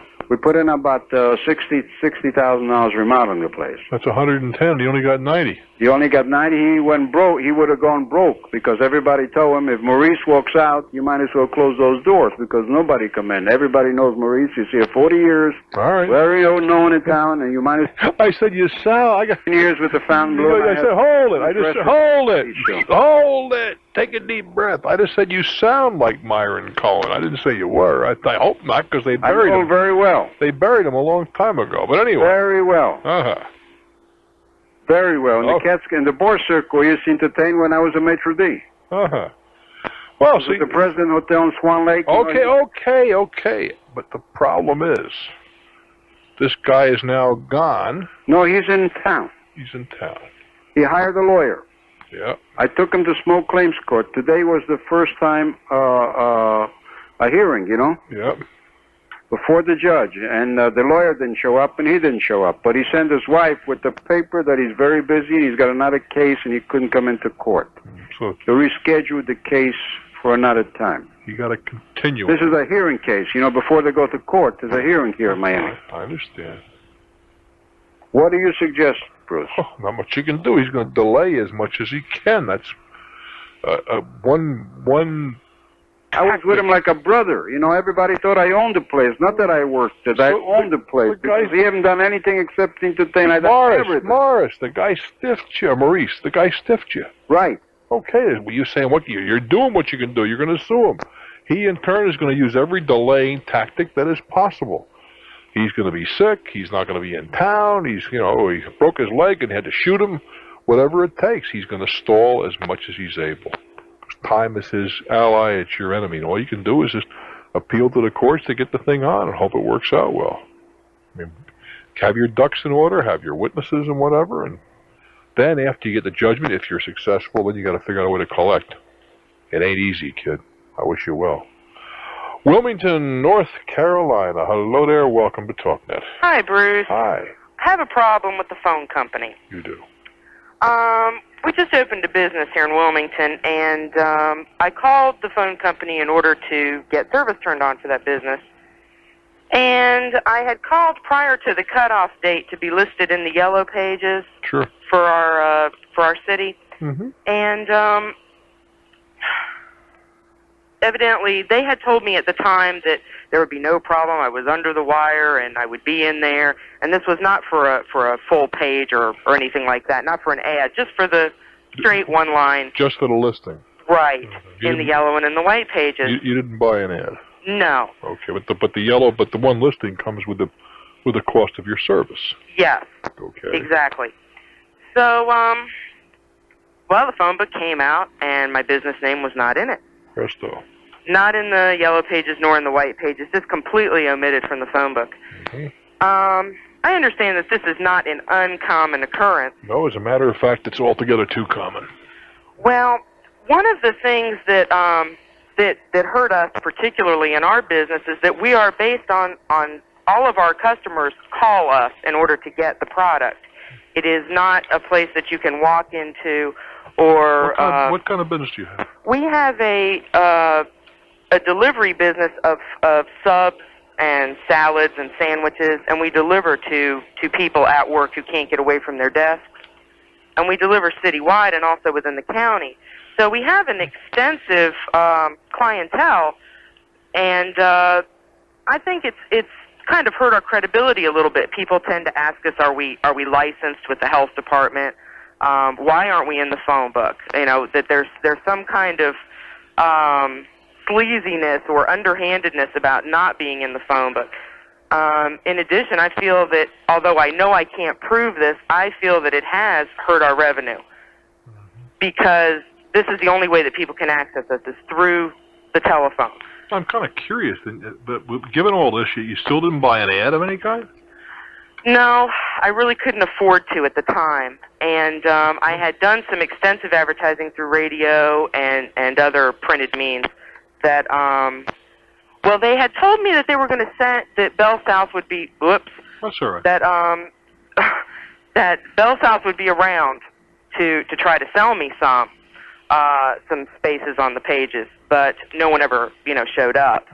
And I just kind of blew it off. I mean, I had my mind full of a million other things, and they didn't show up, and I really didn't think much about it, except in passing. I don't think there's much you can do right now, dear. Well, one of the things that in discussing this with a couple of attorneys that I know, they have said that certain things like this have happened before to other businesses, and that there has been a limited amount of recourse. Yeah, limited to they'll give you a little bit off your phone bill. In your case, a couple of bucks a month, but that's about all. Yeah, that's what I was afraid of. I was hoping that I could squeeze them for maybe an ad in the next a decent above the one line average. Well, yeah. In the pages the next time for a lesser or for no cost, well, you can or add. that there would be some kind of compensation for it. They say they're not liable at all. Well, I know what they say, and what you can sometimes get are two different things. Yeah. You are paying in your present bill. You are paying for at least a partial ad, that one line. So you obviously ought to have something come back to you for that, if nothing else. Yeah, they told me that they would knock off $1.15, which is what it costs here for the that one line for 12 ad. months. Right, $1.15 a month. You mean? Yeah. Yeah. Which you're not going to get much more, I don't think. Now you might be able to get them for a reduced price on an ad next time around. Yeah. But I'm truly amazed when you tell me that you do your business like you described. You don't advertise. You don't have an ad and telephone directory. I don't understand that.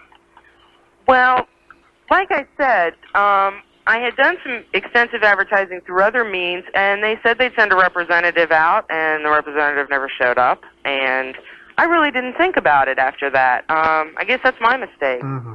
But when I called Bell South, they said it's not our fault. We never got anything wired to us from the telephone company saying, to print this ad. Evidently they get something wired through computer or something. Well, that I don't know. Phone companies, look, let's face it, telephone directories are massive. And it's not hard to understand how a mistake can come out from time to time. But given that set of conditions, I think they have to be responsible for those mistakes. You should be able to negotiate a little better deal than you've got, but you're not going to get a whole lot more.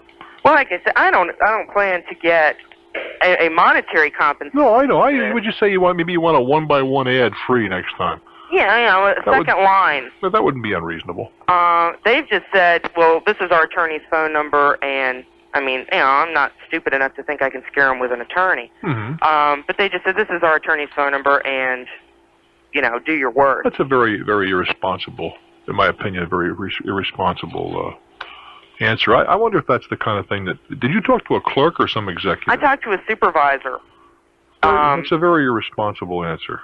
I thought it was. I would write a letter to the president of that particular Bell unit, and I'd also write a letter to the Public Utilities Commission in your area and say, look, I'm not looking to get rich or anything of that kind, but I have been penalized through their negligence, and I really think that there ought to be something they can do more than say, call my attorney. Tomorrow I'm going to be speaking to a Bell company, Wisconsin Bell, and I have met the president of that company, and I've met a lot of their people, and I can't imagine them responding that way. I mean, they're running these seminars, and they're paying good money for people like me to come out and talk to their people, and it's just hard for me to believe they would respond that way. I think that I wonder if the top guys at that Bell unit, I don't want to mention again, that you're working with understand that. If they do, if this is their policy, then they deserve to be replaced. If some subordinate is thinking that, well, we're going to save the company money, then they ought to be doing something else for a living. But at the very least, I would make the top folks know what's going on. I do wish you well. This is Bruce Williams. This is Talknet. How you doing, Bruce? I'm doing very well, thank you. I first-time caller, long-time listener, and I really respect your opinions. Well, thank you. Bruce, I have a problem with an apartment complex. It's not a major problem. I have several, about $2,000 worth of equipment, stereo, video, that sort of thing, in my home. The apartment complex is in a bad area of the the building that I am in is in a bad area of the complex. There's a lot of drug deals and a lot of stuff going on over here. I would like to add a security system to the apartment. What kind of a security system? Basically, an alarm system on the door and an alarm system on the for smoke alarm to be called like fire and. You want an alarm, meaning a bell, or do you want something tied into some kind of a central system? Something tied into a central system. All right, I think that's smart. Okay, the reason, and they do not want me to do this. What don't they want you to do? They don't want me to install the alarm system. Well, what kind of a system? You can buy a system that doesn't require the installation. Well, yeah, I know that, but I can install this system myself, but, what I'm getting to is you can install an alarm system where there's nothing screwed down, no holes in the wall, no tapes in the windows, nothing. Well, that's not even in the lease. I don't know. They told me that I'm not allowed to have it, but it's You're not not listening. You're not listening to me. What? Let's assume that there's probably something in the lease that says you can't put any screws in the wall, drill any holes without their permission. No. I can't believe that. It's a standard landlord's lease. It's not. I can put I can hang pictures and that sort of thing. Yeah, but you're probably restricted to that. Point being that you can buy a system for about $200, maybe $3, that doesn't plug into anything. It just sits there quietly in the middle of your floor when you go out. Oh, okay. It doesn't work on broken glass or forcing doors. It works on sound. Oh, you're talking a motion sensor. It's either motion or noise or both, yes. Okay. You just... Unless you have animals, then you're out of business. You just mentioned you don't like the central thing. Why? I didn't say that. You said you didn't... I'd mentioned, getting one where it would call a central office, and you said something... No. You misunderstood me. I'm sorry. No, that's the kind I would endorse. The kind that just have a bell that goes off. In my opinion, total waste. Yeah, that's the way I feel. Nobody pays any attention to those things. That's the way I feel. I agree. That's why I wanted to go to this other system. Well, sure, but there are many systems. You see, from a landlord's point of view, I don't want you putting something in that you're going to take with you, and I'm going to have to wind up with repair work. And the kind that you're describing, there would be some repair work because you want to take it with you, right? Right, I can install it and disconnect it myself. Yeah, well, I don't want that. You still got to drill some holes and whatever to do that properly, right? Yeah. Yeah, well, I don't want you to do that to my property. Well, what do I tell the landlord when somebody breaks into my... What did I just get through telling you? You get one that doesn't require that kind of installation. Okay. That works on sound, that works on light. There are any number of systems that one can buy that don't require installation, or the installation is minimal without interrupting. You plug them in. It's a practical matter. I'm just thinking of the effectiveness. My understanding is that you can buy those that are quite effective. At least look into it. I'm Bruce Williams. This is Talknet. To Webster, Iowa. Hello there. Hello, how are you? I'm well. Great. Enjoy your show. Thank you, sir. What's on your mind? Well, I have a little problem with a purchased classic car.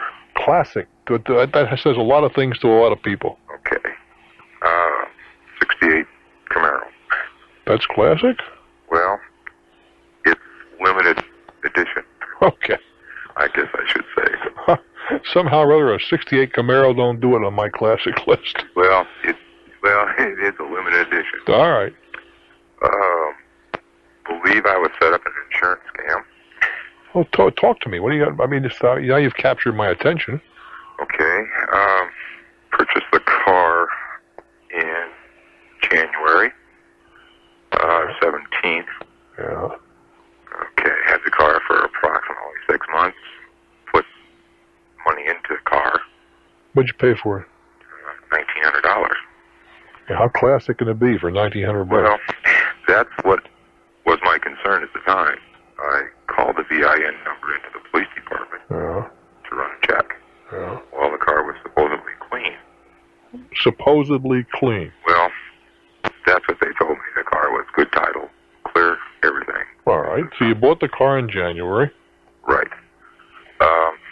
6 months later, after I had put this money into the car, at where I was employed one day, the police department came and took my car and told me it was stolen. Mm-hmm. After I had run the numbers through that police department. Stolen when? Supposedly 5 days prior to that. Prior to you buying it? Yes. Well, maybe it didn't make the hot list yet. Didn't make the hot sheet by the time you called it in, but still. Go ahead. How about when you bought this from what? Spun the paper or something? No, through a private owner that I had seen the car. All right. Well, how did the car come to your attention?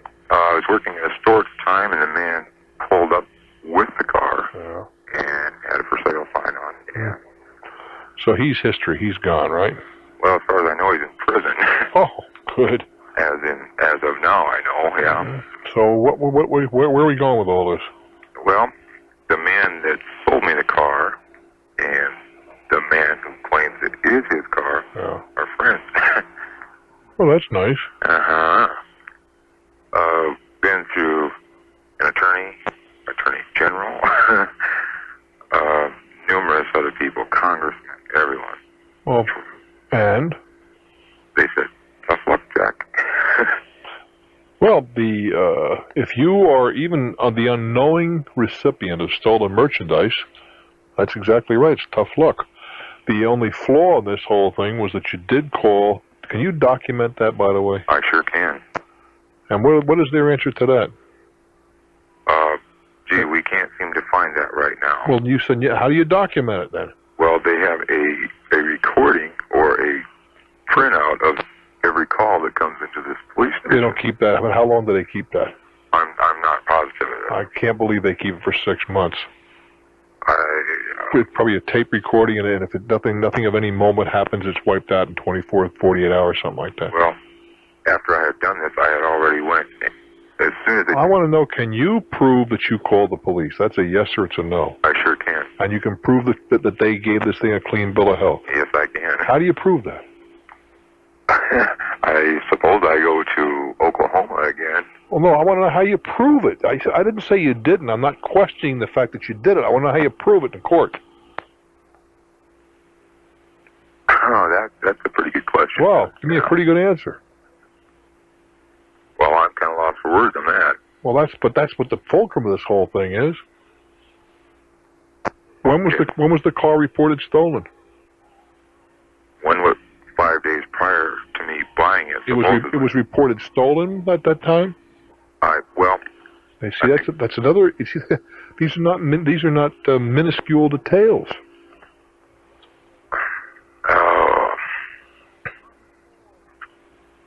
Okay, maybe it was reported after I had bought the car. In that case, the police department is not culpable. It wasn't on a hot sheet. Then you'd have to ask the person who owned it, how come it took you so long to report it? Well, that's what I guess I'm getting at is I personally know that I was set up, and after talking to an attorney and. Why would they set you up for $2,000? If you set somebody up, why not set them up for some big money? That's what I want to know. I don't know the answer to that. How old are you? 35. Okay, well, you're old. I mean, if I saw something, they were trying to take some kids taking kids, but you're not a child. That's right. And I have dealt off and on in cars for probably 15 years. Mm-hmm. I wish I had better luck, better news for you. I don't know what you can do. You know, you always start a civil suit against the guy.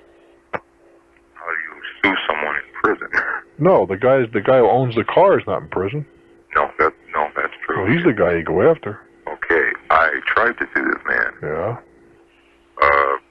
I've been battling with an attorney for 2 years, which I get no response from him. This is 2 years old, this situation? Well, off and on. I forget. No, it happened 2 years ago? Well, yes. I'd forget. At this point, I'd forget about it. You may well have been set up. I don't know the answer to that. For the relatively few dollars involved, it's surprising that somebody would go to that kind of length. But it may be. But I think at this point you've been had. Write it off. Learn. Hi, Bruce Williams. This is Talknet. Bellingham, Washington. Hello there. Welcome to Talknet. Hello, Bruce. Hi. How are you? I'm fine. Great. Hey, I've got an investment I need to liquidate, and I don't know how to do it. Everyone says invest in art, it's good business. Well, it can be good or can be bad. Well, I've got a signed serigraph of Leroy Neiman's Lady Liberty. I don't know if you've ever seen it. No, I have not. It's quite a striking image. All right. And according to the price guides at the dealers, it's worth over $10,000. All right, that's retail. That's retail. That's about what, about $4,000, $5,000 wholesale? I would hope so, but I haven't been able to find any way to get rid of it. Well, always you can contact one of the major auction houses. Well, up here, and I haven't been able to find one either up here in the Northwest. Well, that's not the place to look. That's not the place to look. Well, I know. It just happens to be where I am. Yeah, but that doesn't matter. They do have Federal Express, United Parcel, and a million other people going from where you are. You want to get somebody in Los Angeles, Chicago, New York. Mm-hmm. You're not going to find a major art auction in a small town. Okay. Well, I've even tried Seattle. Well, I said down there have not been very helpful in helping me locate someone or... We're back to the same thing. I mean, seriously. You want to go to one of the major cities where they have auctions. Mm-hmm. And you're talking about probably L.A. or New York where what you're going to get. There are 2 or 3 houses. I mean, you've heard of Sotheby's, I'm sure. Yeah. You've heard of Christie's. Right, aren't those in London? Well, these are the places you call. Okay. Explain what you have, and they will tell you what the procedure is to have it included in one of their auctions. Is there a list of these houses, or is There's only 2 or 3 of substance that I know of that will accept individual work. There's a ton of art galleries in the major cities, but I mean, if we're talking auction, the 2 major auctioneers are Christie's and Sotheby's. Mm-hmm. I know dealers don't like to handle pieces from people. Well, but we're back to the same thing. Right. That these are 2 well-known, reputable institutions that do this kind of thing. You only need one. Okay. Do they have a branch here in the States that you're aware of? Is there one in a branch? Yes, sir. Okay. You caught me off balance. Yes, of course. Where do you think they have these auctions? Well, I've always heard them in London. So yeah, they have them in London. They have them in New York City regularly. Okay. Regularly. They print catalogs, the whole routine. Uh-huh. So what kind of a cut do they take? That, I don't think, is something we want to get into here. Okay. But you can just pick up your telephone and make a phone call. I'm sure you can find out without any problem. Uh-huh. The piece obviously has to be authenticated. They would tell you how to ship it to them, how it's insured, and so on and so forth, and how long it will take. Well, I'll probably say 2 to 6 months, I would think. Right. Depending on when it would fit in, because most pieces have to be included in a catalog, and catalogs are printed well in advance, and so on and so forth. Right. But it's not a big deal if what you have is what if what you say you have, it's going to be. Let's face it, this is a minor piece. I mean, not minor by my standard, but minor by theirs. Yeah, not minor by mine either. Well, but what I'm getting at is we're not talking about, $26 million here. Right. It's going to be included in a larger offering by a lot of other folks. Right. No big deal. Okay. Get on the horn. Okay. Good luck. Can do it. Okay, my friend. Thanks. But art, can be a very good investment. But it's like real estate. A lot of people thought real estate only goes one way. Doesn't. Nothing goes one way. Some things you could have purchased 10 years ago, we're worth 50% of what they're worth today. On the other side of that, some of this stuff has gone so crazy. Lakeland, Florida, hello. Hi, how are you? I'm doing fine. I have kind of a 2-part question here. One is, what do you do when you get a credit report back that says that you have been denied credit because you declared bankruptcy, which I have never done? All right, then you write to that credit reporting agency, and you say that you enclose a photocopy of the report and saying this information is just inaccurate. I have never in my life ever been through a bankruptcy, and this must be someone else of a similar or same name. I'd like this removed from my report immediately. Okay, well, I don't know how you prove a negative.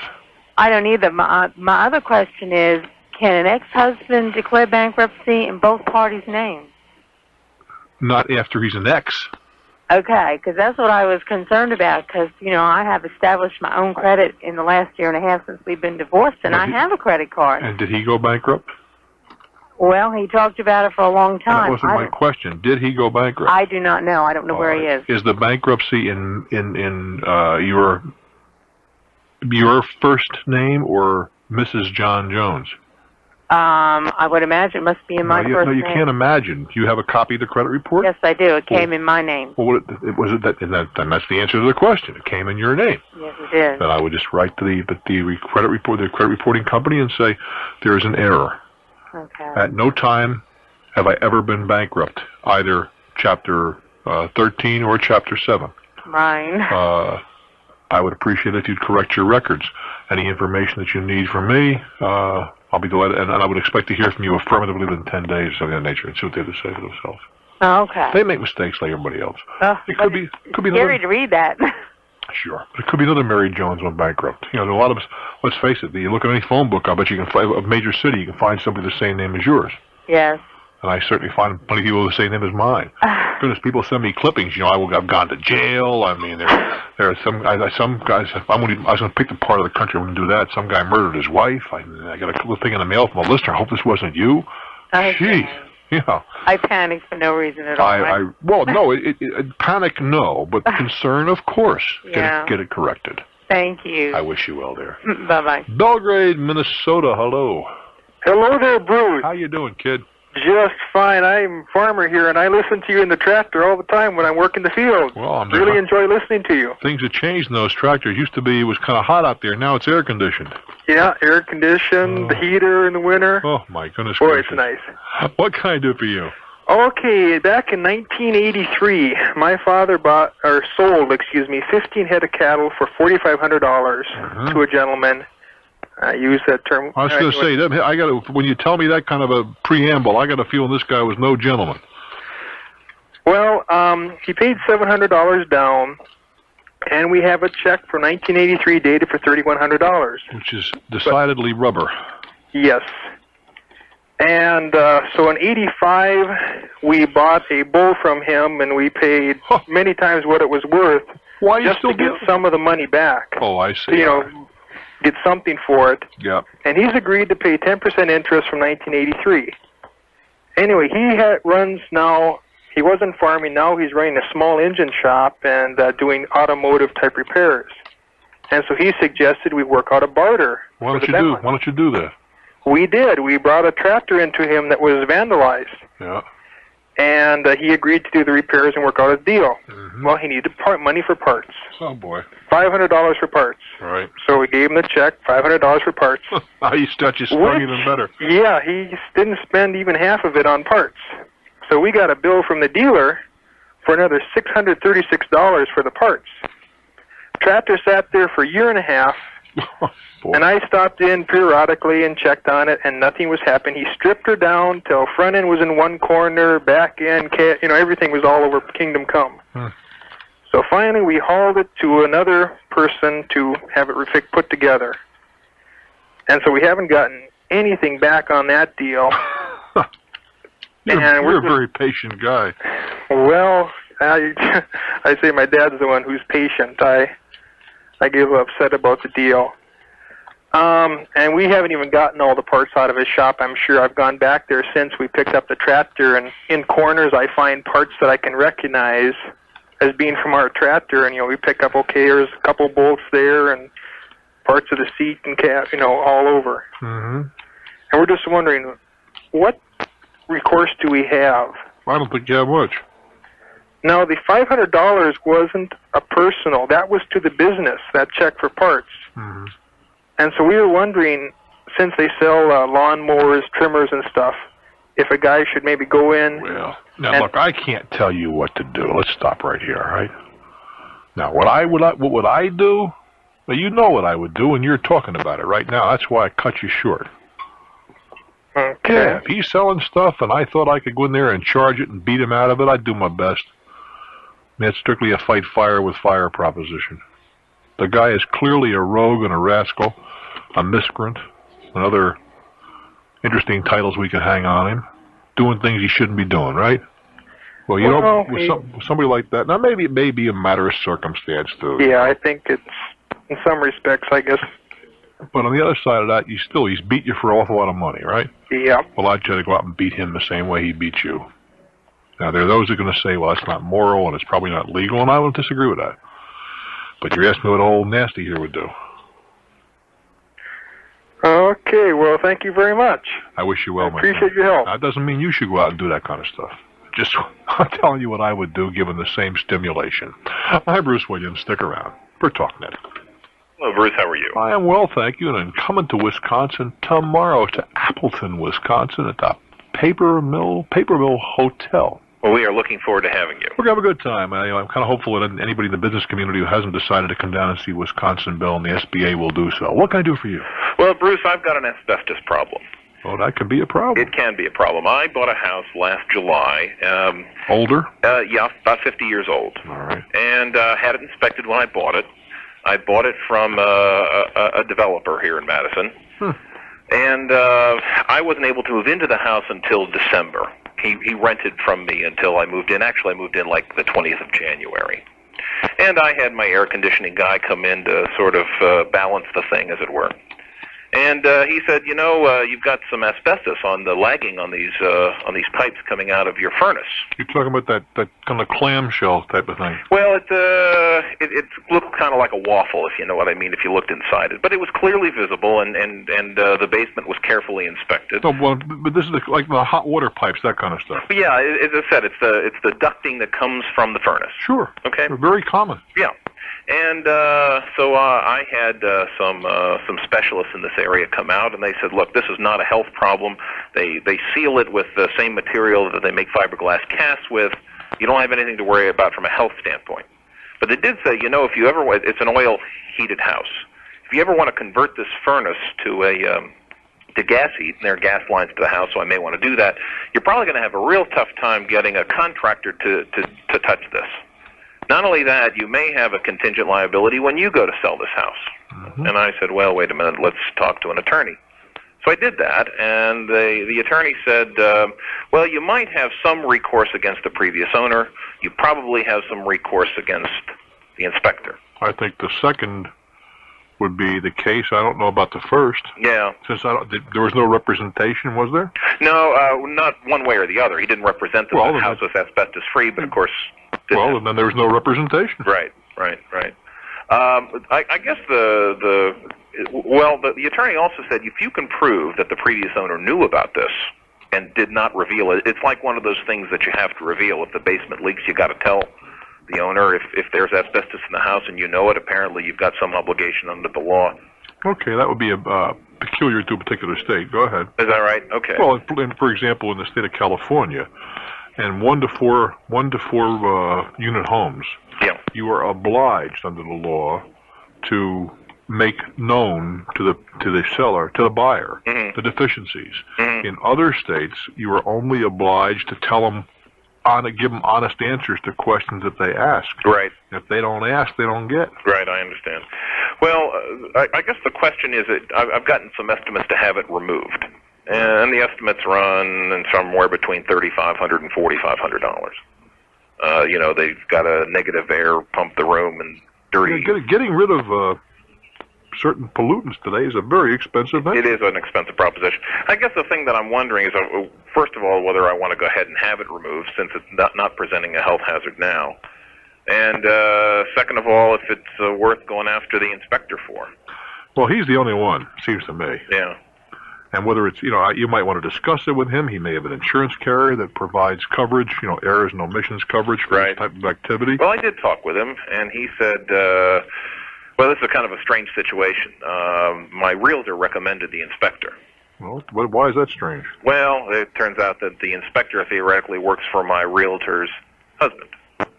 Well, we're back to the same thing. What does that mean? Well, and now the inspector is telling me that, well, he was kind of freelancing on his own, although I received the inspection report on this guy's stationery. Freelance, translated, I don't have any insurance. Well, or he's saying I'm not liable, one or the other. No, freelancing on his own wouldn't have, that's not what he's saying to you. He's saying no insurance in place. Yeah, that may be. Well, I don't think there's much question. So as I said, I guess I can sue this guy for 5 Gs. Do you think I'd be able to find an attorney to take it on a contingency, or no, very few. Most matters are not contingency matters, and this is one of them. Yeah. So and the legal fees are going to run. What do you figure? $1,500, $2,000? Oh, I think every bit of that. Yeah. So it almost becomes like tough luck, doesn't it? Well, I might put it a little differently, but I suppose that's the what you come out with at the end, I guess. Yeah. I think that there are some things that just aren't worth pursuing because the number of dollars that can be captured just don't equal playing a game. Yeah. I think that's probably the case here. Yeah. Well, I think what I may do is just... On the other side of that is just to leave it alone. Yeah, seal it and leave it. You see, asbestos, and I don't want to start playing expert on asbestos, but by and large, I think this is a fair statement, and you correct me if you know differently. Asbestos is not dangerous until it starts to decompose and it starts entering the environment in the air. That's how I understand it. And so as long as it's in good shape, there's a lot of there's a lot of asbestos floating around in the world. One of the places that on a lot of buildings built in the 30s and 40s, and I guess into the 50s, asbestos shingles. Yep. And they're doing nobody any harm because they aren't decomposing. And in every older home, how old are you? I'm 38. Okay, well, when you were a little boy, most of the homes that had hot water pipes, those homes were enclosed in this kind of a clamshell, and that clamshell was made of asbestos. Yep.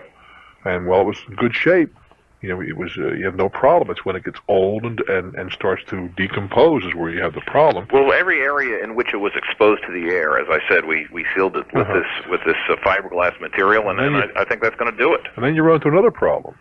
If you decided to take this out of your house, what do you do with it? It's patently illegal just to put that in a dump. Oh, well, I would get a firm that's licensed to move this stuff, and that's their problem. And well, it also becomes expensive. Oh, sure. That was in the estimate that they gave me. The big problem is how do you dispose of it. Sure. So you got a choice to make. Well, it's one of those you can't win and you can't, it's kind of break even. I hear you. All right, I appreciate your help. Good luck with the new house, my friend. Thank you. I'm Bruce Williams. Yeah, this is Talknet. And that's where I started learning all my knowledge that I know about this end of the line. And then I start talking to the engineers, start talking to the people, and people that have the experience, okay? And then I just start growing from there. And now I'm in a good position, can't complain at all, where I fabricate these items. But if I want to go anywhere with any more money or even work for the state, it's like, you don't have that book knowledge that we need. We need something else with all that book knowledge. What's your first name? Pardon me? What's your first name? Mike. All right, Mike, you're not going to like what I'm going to tell you, and it won't take me very long to tell it to you. Okay. The world is out there, and you're not going to change the rules. No, now, if you decide, and you can pull it off, or you can start your own business, then nobody's going to ask you what your credentials are. Mm-hmm. In the absence of that, Mike, you got to pay your dues. Yeah. Now, you say you're doing well and all that sort of thing, and I don't doubt that's true. Would you want to do what you're doing now at 43? Yeah. 53. Exactly. 63. 40 years. Because, Mike, the cold, hard facts are you got to have the degree if you want a technical job. Yeah. Because I can hire 200 nice kids, 23 years old, they're as smart as you are, and they got their degree. Why do I want to hire you? Yeah, but see, that's the part I have a hard time. That's what gets me so mad. You get mad as you want, Mike. That have the knowledge. I've seen those kids come Mike, through. you can get mad as you want. Yeah. You can turn purple, hold your breath, kick on the floor. But the fact is, Mike, you are going to lose. Yeah, well, I'm finding that out quick. Oh, well, that's all right. You were stupid. You didn't well, maybe not stupid. You were stupid. I was stupid too, Mike. Yeah. I was 25 when I went back as a freshman. Yeah, I realize. Okay. So undo this. It's hard to sit there and listen to these Too damn bad. Yeah. Time to grow up, son. I guess you're right. That's what a lot of times you got to choke. You may know more than a given teacher. And you know what you got to do? You got to sit there and smile. And you got to give him back the material that he wants back or she wants back. Yeah. And you got to get through the Even course. though that you know that the stuff that they're teaching you is not going to be worth a darn when you get in that field. That may or may not the case, but you know what's going to be worth a darn? BA, BS. That's right. Now that is the hard fact, kid. Yeah. And you got 4 years. Yeah, that's what I figured I was going to say, but I was hoping there was something else in this world that I can. Mike, there's a lot of things you can do without a degree. Yeah. But you've chosen an area clearly that people require a degree. Yeah. Now, given that set of conditions, you ever hear of a guy called Cervantes? Yeah, briefly. Who was he? I that talked about him a lot. Who was he? He was wasn't he like a philosopher type guy? Oh, he was an author. Author, yeah. He wrote a book about a guy named Don Quixote. Yeah. I probably loused up his pronunciation. Cervantes, is it, or Cervantes? Right, yeah. But he wrote a book I know about... what you're talking about now. High school comes back to me on that. Who was Don Quixote? What did he do? Well, he was to me, he was kind of a goofy guy. Yeah. Well, he spent his time, with a jousting thing and taking on the dragons, but the dragons were really windmills, huh? Right, right. Well, it's kind of a waste of time, isn't it, son? It sure is. Well, then get off your horse, or the jackass, I guess he rode, and don't tilt windmills. Yeah. The system is you got to do thus and such and so. I didn't make the system. I understand. But I'll tell you, that's the way it is, kid. Okay. Good luck, Mike. I'm glad to do it. That's exactly right. You're going to have to do it. Yeah. Because I love this end of it, but... Well, listen, if you said it all, you're going to have to do it. Yeah. So go get it done. I'm Bruce Williams. Tough to be 23, huh? It should happen to me. This is Talknet. Warren, Ohio. Hello there. Welcome to Talknet. How are you, Bruce? I'm very well, thanks. What can I do for you? Well, I've got a bit of a situation. I'm trying to sell some property. All right. I have the property under options. Well, what does that mean? Well, I own 1/3 of the property, and the surrounding property. I've gone to my neighbors and said, you took an option options to buy your property to package the whole thing. Right. So I have about 17 acres that I'm attempting to sell. I have been for the last 8 months. Mm-hmm. What is the property zoned for? Currently, it's zoned for commercial restricted, which means basically doctor's office, condominiums, those kinds of things. Well, condominiums in most parts of the country you can forget right now. Why is that? Oh, because the market's dead. That's why. Sure. However, the climate in the area is such that if I were to ask for commercial zoning, I feel pretty strongly that I wouldn't have any trouble getting that. Well, but could you build something commercially? Is there a need, in other words? Oh, yes, I believe so. The property is in right next to a major mall, and the traffic count by the property is somewhere in the neighborhood of 20,000 cars a day. Back to the same thing, though. Does the neighborhood need it? Does the neighborhood need it? Yeah. I believe it does. All right. In any case, I've been trying to find people to work with me on the either development of the property or selling the property outright. And for 8 months, nobody's agreed with your thesis. Well, yes and no. I have had certain developers in the area who have been willing to work with me, and then suddenly they've decided to back out. Why? With no explanation. Well, you must have some kind of an inkling. Well, I do, and that is that the local mall developer has got a lot of influence in the area. Well, what is that? You mean the people you're right next door to? Yes. You think he has enough juice to tell other guys in the building business stay out of? There's a potential profit to be made? Yes. You really do? I believe that. What's he going to do to them? Wholeheartedly. What's that? What is he going to do to them? Well, he's done so much as, and I've heard this only through the grapevine, so to speak, is, a lot of them depend on him for contracts and so forth, and simply say, you will not ever have a contract with me again. And, his contracts are worth much more than mine, of course, because I'm small peanuts and he's big time, so. Well, maybe. But why don't you go to him? And I have, and his view of the situation is he'll give me pennies on a dollar. He's interested, but he's not interested in giving me what the property is worth or what I think it's worth. In any case, I've been struggling now for 8 months attempting to find the correct method of marketing the property. And currently, I've gone so far as hiring a marketing organization, and we're attempting to market it. What kind of money are we talking about here? the total package right now, the asking price is $75,000 an acre, which amounts to $1,260,000. Mm-hmm. See, and it could be. You're in a relatively small area. But I just have a tough time with the conspiracy theories. I have a tough time because you can threaten me, but if I get enough potential profit, I'm going to go with, I'm going to take you on. And if the local guys have enough dough so they can bring a project forward, it's just hard for me to believe that this guy has that much juice. Well, and let's assume that that's not the case. Well, you see, the big problem with developing today is that there's a real, it is a very risky venture. Well, you mentioned condominiums. 3 or 4 years ago, you could throw anything up and put the word condominium in the door, and people stood in line.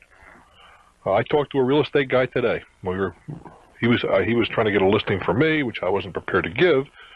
But he said, he says, 2 years ago I used to pay kids $1,000 a piece to stand in line so I could buy a condo in this area, and that's true. You had to stand in line, in some cases for 8 weeks to get to be able to purchase a condominium. Now, put an ad in the paper, and nothing happens. You get a bill from the newspaper. I mean, it's that soft a market. And the same thing is true with many commercial type properties, certainly office properties in many parts of the country. I mean, there's 10 square feet for every possible tenant. For 1 square of tenant. Sure. I'm just wondering if the project is as viable as you see the few it is. I'm simply thinking that the property is in such a nice location. But it's a big alligator right now. Suppose I bought that property from you for $1.25 million or something on that order, right? Right.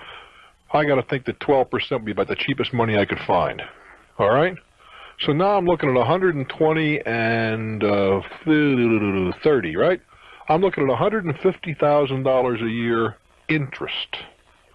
If I got to hold that for 4 years, I just went through $600,000 and never attacked principal. Well, that would make me very nervous. Do you see where I'm coming from? Sure, but now the guy that's sitting there, your neighbors and you don't have the debt service, right? You own it. Right. That's a different matter. It's paper debt service. But if I walk in there and want to buy that piece of property, I got to cough up $3,000 a week from the get-go. Now, what I'm thinking is the group or the individual who would purchase the property would probably have the cash and wouldn't borrow it anyway. Well, what difference does it make? It's still cash. You don't have cash. You got real estate. Right. The guy who's got the cash is still going to cost him $3,000 a week. And a lot of the inspiration went right the hell down the tubes in 1986 with the tax laws, didn't it? Mm-hmm. Right down the drain. Any tax benefits they rascals just took away. I just got a feeling the market's a little softer than you believe. Well, you could be right. So you can't offer any solutions. Not right now. I mean, I'll tell you something. I'm walking so softly. I mean, I could run the 100 on the eggs that I wouldn't break. And I think there's a lot of people feel. I talked to somebody again today, or maybe it was last night. Doesn't matter. And I made an offer on a particular piece of property. And well, the owner's got this in it and that. I said, I don't want to hear those stories. This is the offer. The bidding is closed. If he loses money, that's not my problem. Tell him I get some condominiums I'd love to have him look at, and that's not his problem, you see. Bidding is closed. Well, he did this, he did that. I mean, he can document. That's too bad, Charlie. Too bad. He may have a loser this time. But a property is only worth what a willing buyer is able and willing to pay. And the able is the operative term here. A lot of people are willing. They have no ability. They can't borrow a quarter, but they come, oh, I'd love to have your place. Of course, they can't borrow money. There's an awful lot of people in this country. I can't help but believe that if I find the right party someplace, well, that may well be for an investment. What I'm suggesting to you is that the commercial and residential real estate market in this country today, with one or two notable exceptions, is treacherous. And that's probably the kindest description I can give it. It's treacherous. And, a couple, 3 years ago, fools made money. 25 years ago, idiots made money. Today requires either very, very deep pockets, and it's the kind of thing a lot of people, including me, are sitting back and saying, well, Let's wait 6 months and see what happens. I'm not that big a bottom fisherman. Good luck, my friend. I'm Bruce Williams. This is Talknet. Okay, let's get back to the calls. Tomorrow. Yeah, I'll be in Appleton, Wisconsin tomorrow at the Paper Valley Hotel. It's an interesting marriage, I guess. It's between the Small Business Administration and Wisconsin Bell. In other words, a utility and a governmental agency, and it's put together to educate small business people. Now, I don't know how they got me involved. I can't do much about the education, but I'll be speaking there tomorrow afternoon. But if you are in that central Wisconsin area, any place within 50, 100 miles, you might want to think about taking tomorrow off and popping over to the Paper Valley Hotel. Festivities begin at 8, the doors start at 7, and I'll be doing my thing late in the afternoon. But it is strictly a registration-only thing with, and you must be, a business person. This isn't open to the general public, but it should be kind of fun. Rockford, Illinois. Hello there. Hello. How you doing, kid? Pretty good. How about you, Bruce? I am very well, thank you.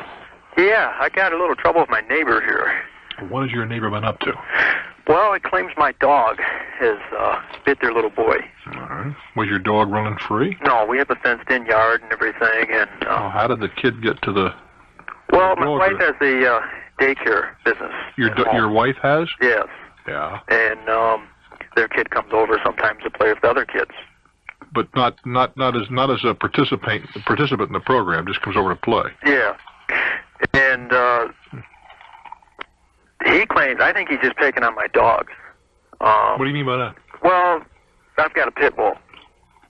Okay. You got a daycare operation and a pit bull? She's a puppy. She's 4 years old, and she's just gentle as a pussycat. She's just the guy from the licensing place for the state of Illinois. Yeah. He comes over, and he about died. He says, this dog, wouldn't hurt a flea. No, pit bulls by themselves are not nasty. They're trained to be nasty. Yeah, it's how if I came home every day and kicked this dog, she'd be mean. Mm-hmm. We give her a lot of love. She even sleeps on the same bed with us at night. Listen, my dog sleeps on my bed too, not to worry. But anyhow, they've got a little Hans 57 dog or something, a mix between a Cocker Spaniel or something. Whatever. And their dog's real snappy. Yeah. And I think their dog had bit the little boy because he roughhouses it with it quite a bit. And he comes over with these papers and everything from the doctor. He went to the emergency room or something, and he's trying to get me to pay him. Well, when did this allegedly happen? About a month ago. No, I mean, when in the day? Okay, this is during the day. And and nobody told anybody the dog had bitten somebody? The kid just went home? That was it? Well, he had, I don't know, I would say I was at work. Well, no, wait, but let's try to be reasonable about this. Did this youngster, let's start at the beginning. Was the youngster at your house that day? Probably, yes, I'd say he was there. All right. Now, did anybody witness anything? Beg your pardon? Did anyone witness anything? Well, my wife said she was out there, and, she was sitting up on the deck, and she hadn't seen anything. All right. Did she see the youngster? How old is this kid? Oh, 2, 3 years old. Oh, for pity's sake. Yeah. And did this youngster go home by himself? Does the mother let this youngster 2 or 3 years old just wander around? Yeah, they let all their kids just go all over the neighborhood. They don't... At 2 or 3? Yeah, that's what I say. Just, we keep such a close eye on the kids that we watch. Just, I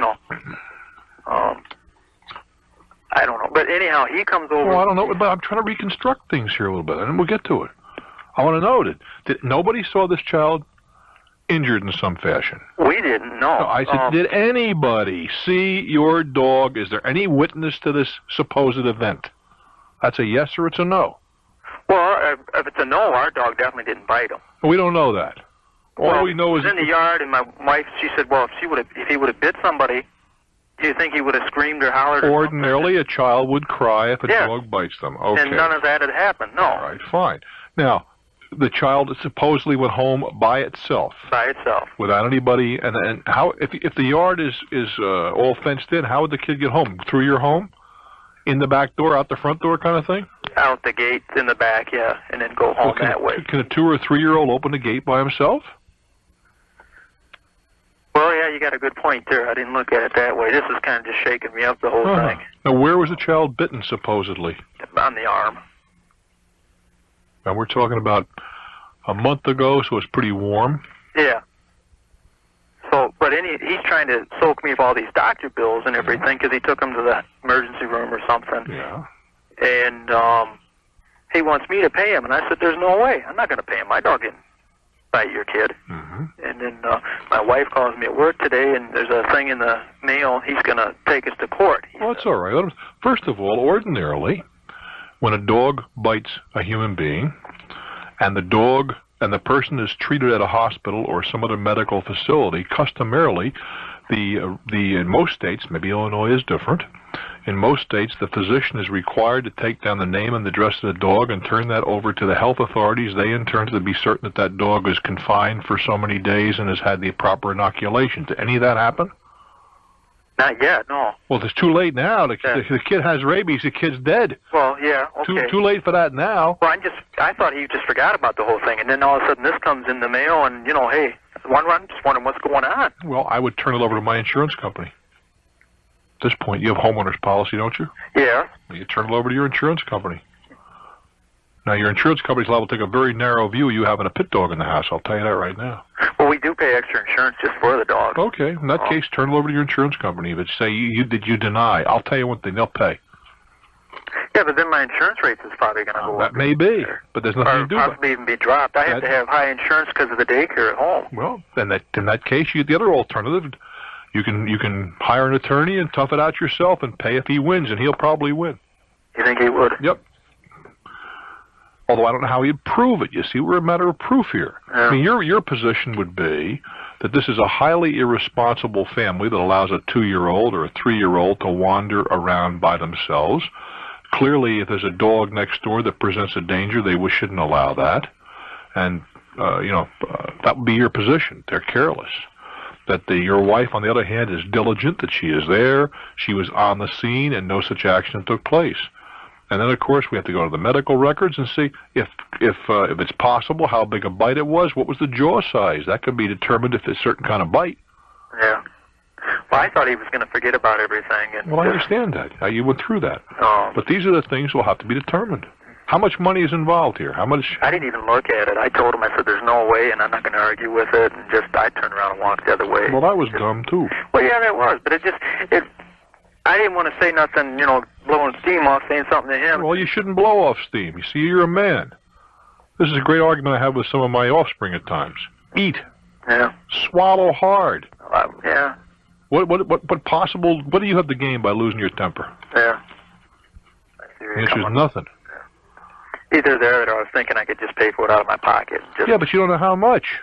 I could find out. I don't really want to turn it into my insurance because I don't want it to go up or be canceled or anything. I understand all that, but you could have asked that question originally, you see, instead of popping off or walking away. I guess I was just shocked that he said that my dog had bitten. Well, I hear you.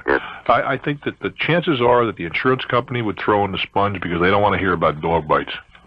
You think so? It makes them nervous, sure. If you hired your own attorney, it may be he could beat this guy. At very best, it would be hard for him to prove it was your dog, particularly in view of the fact he's got a dog at home. And I figured he was probably thinking, well... I understand. We've gone over that. But those are your alternatives, Tiger. But you can't ignore it. Good luck. Thanks. Hi, Bruce Williams. Stick around for more. This is Talknet. Pasco, Washington. Hello there. Hi, Bruce. I enjoy your show. Well, thank you, sir. What can I do for you? Well, I may have been involved in a telemarketing coin scam. Uh-oh. I think I can almost tell you what you're going to buy some, the American, what do they call those things? Coins. They're the gold coins. No. No, they were selling... Well, one was a gold coin. And they were selling them real cheap. No, they didn't say that. Oh, sorry about that. No, they said that they went to an auction place that a lot of American dealers go to and pick up coins. And? Well, anyway, I sent $1,500 in about 2 hold on, months ago. let's back up a little bit. What did they pitch you? What did they say to you? They're going to do what? Well, they had a gold coin that was minted in New York. It was a special occasion coin. Yeah. And one only, or they had a whole collection of these things? No, it was just one only. Yeah. Well, as far as I know, anyway. Mm-hmm. And then there was a silver coin. And I can't remember, it was a Saint something or other coin. And they were going to as soon as they collected my money, hermetically sealed the coins and then sent them off to me. Well, forgive me. Why do you want these coins? Are they an investment or? Well, yeah, I was reading some stuff in some of the financial magazines talking about coins, and it was just kind of a variation on my portfolio. All right. Okay. So anyway, I sent $1,500 off, and they said it'd take about somewhere 6 to 8 weeks. Well, I gave them a little longer. It's been about 10 weeks. And so I decided to call them and find out what's up. Well, their phone's been disconnected, and so you probably know the rest of the story. Sure. I talked to the courier that I sent the check down on, and I asked them about their account number, and they said that they were on a cash-only basis now. So I kind of assumed that they were in some kind of trouble. Fair assumption. Yeah. So do I have recourse at all? I've talked with the Consumer Protection Agency down in the city where they're located. Mm-hmm. Where are they located? In San Francisco. Mm-hmm. I think that you've been beat out of some money. That's all. I would certainly go to I would notify the district attorney's office in San Francisco. Mm-hmm. I'd also notify the postal authorities, but I got a strong feeling that you've been had, man. I mean, why would you be so foolish? How these people call you? Why did they call you? Well, evidently to get my money. Well, yeah, but I mean, did you respond to an advertisement?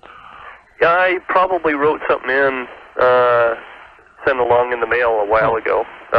Maybe about 6 months ago, they finally got around to talking to me. I mean, when you're dealing with somebody that you don't know, you never give them cash. Mm-hmm. Never ever. Well, yeah, this is a... And they wanted a messenger to come and get it too. They'd say, "We'll send somebody right to pick up the dough right now," huh? I guess down at the office of the courier. Mm-hmm. Think you've been had. Could be worse. $1,500 education, huh? I would think so, but I most certainly would notify the district attorney's office, in this case, San Francisco. Mm-hmm. I'm sure they're going to tell you, we've heard from 35 other people just like you, that you are not a novelty around these precincts. But certainly wouldn't hurt to notify them. Okay. But just learn from the lesson, kid. All right. Well, I appreciate the help. I wish you well. I wish I could have been more helpful. But, I mean, anytime somebody solicits you on the telephone, send the money, we're going to send a courier, hang up the phone. I mean, you just know you got sucker tattooed in 6 different languages right on your chest. I'm Bruce Williams. Stick around. This is Talknet. Let's go to Blacksburg, Virginia. Hello there. Welcome to Talknet. Whoops, I pushed the wrong button there. I knew what I was doing. Hello. I was here a minute ago. Alrighty. Okay, I know. Oh, I know where we are now. All right. Go ahead. Are we in Blacksburg? You bet. All right. Thank you for taking my call. Yes, sir. I have a problem I need your advice on. I took my car to a service station locally to have the oil changed on Friday, just routine maintenance. Okay. Went back at 6 o'clock that night when I got off work to pick the car up, and they told me that the mechanic who had been working on the car, when he was draining the oil, he left the engine running. Well, he was draining the oil? Yeah. Well, that's good. That is top flight for the engine. I thought so. He got involved in a conversation, went outside on the lot of the service station, and the engine locked up and is totally gone. Well, I can imagine that would happen with that oil in it. Gee. Why would you have an engine running when you're draining the oil? Well, I don't know. If it was January and they needed to warm it up a little bit to get it to drain, I could understand it. Well, then you wouldn't pull the plug until after you turned it, I wouldn't think. Well, logic would tell you that. Yes, well put. Your turn. Well, the owner of the service station wants to rebuild the engine for me. Yeah. How old a car are we talking about? It's an 86 small car with 55,000 miles. All right. So that doesn't sound unreasonable. No. But I just wonder if I should allow them to do the work. Well, look. You know, if they can't change the oil. The fact that they made a mistake doesn't necessarily... What do you do for a living? I'm a banker. All right. Did you ever make a mistake at the bank? Absolutely. Well, it doesn't disqualify you from being a great banker, does it? No, sir. All right. I don't think the fact they made this kind of mistake necessarily disqualifies them from being good mechanics. Okay. Now, it doesn't make them clear, but the fact that they did err doesn't make them a good mechanic either. That's true. But I don't think that this one thing disqualifies them. Okay. And a car, we're not talking about a new engine by any means. You probably come out ahead of this deal before it's over. Well, that's what they are trying to convince me of. Well, I wanted your opinion. Well, if they do a decent job, you wind up with a rebuilt engine. Sure. And let's face it, 55, and you said it's a small engine. That engine is not going to last a whole lot longer anyway. That's true. So I don't think, as long as they seem to be reputable people, I wouldn't worry about it. Okay. May I issue a complaint? Sure. The radio station that I used to listen to you on doesn't carry you anymore in this part of the country. That'll happen. What can I do with the stations that are around here to try to get them to carry you? By all means, give them a call and say that this programming comes off the satellite from NBC, and we'd be very happy to talk to them. Okay. But we are in an organic business where a station is sold and the format changes, or a new program director comes in, or they go dark, or that's right. That's what happened. A lot of things do happen, but hopefully we'll have somebody else in your part of the world. Okay. Thanks very much. Thank you so very much. It's been a joy. Bye bye.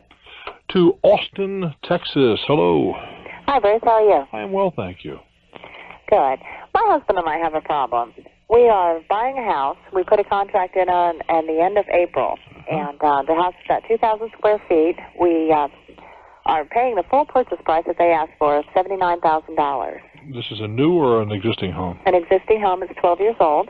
You couldn't handle it all, huh? Well, our real estate agent told us that they would not negotiate. This particular set of people, an out-of-state bank, she didn't know who they were. Oh, wait a minute. What do you mean you're a real estate? Our real estate agent that we're buying. You don't have a real estate agent. That's true. That's true. She works for the seller. That's right. And did you offer something a little lower? No, we didn't. You see, if you offered, they have to take the offer back to the seller. We offered the price that they were asking for the house. Okay, God bless you. I would never do that, but that's all right. This is our first home. We hadn't listened to your tape at that time. Son of a gun. Go ahead. Well, we offered the full price for the house. They accepted the contract. It's been about a month now. Yeah, they'd have to accept it, by the way. They would have to accept? That's the law. If you offer the full price, they got a deal. Well, nobody told us that. Well, that's interesting. Okay. That's a fact. With a few revisions here and there along the way, as far as repair allowance, that kind of thing, they accepted the contract that we submitted. And it has recently come to our attention through the survey that the house is in the floodplain. Actually, I shouldn't say the house. The property is in the floodplain. And it was listed in the MLS and in several other pieces of advertising that it was not in the floodplain. Well, that should be sufficient to avoid it if you want to. Well, we would like the house. If we can get a certificate of elevation that the house is not in the floodplain, we would still like to buy the property. Well, either it is or it's not. Well, it is, because in Texas, if it is any part of the property is touching the floodplain, it's considered to be in the floodplain. All right, but as a practical proposition, is the house in an area that's in any jeopardy? No, the house itself is not. I'm thinking of one piece of property that I looked at not too terribly long ago, where the rear portion of the property was very much in the floodplain. But it would have to be a 2,000-year flood to get up to where our house is because there's a considerable grade. Now, is that the case here, or how many feet above the actual area where, well, first of all, when you say floodplain, is this from a river?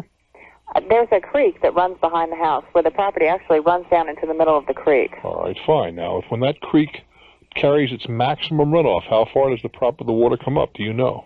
The easement is 65 feet, and Bruce, I don't know how high the water comes up. The easement means nothing. Okay. It's how far the water comes back. The house, as far as we know, hasn't flooded in the last 12 years. It is in the 100-year floodplain, but they have done some construction, putting big pipes underneath the creek, and so that it won't flood again, as it obviously has at one time or another, but not while the house is in existence. Does the lender require federal flood insurance? Yes, they do, and it's an FHA loan. That's not inexpensive. No, it isn't. And it's going to get higher.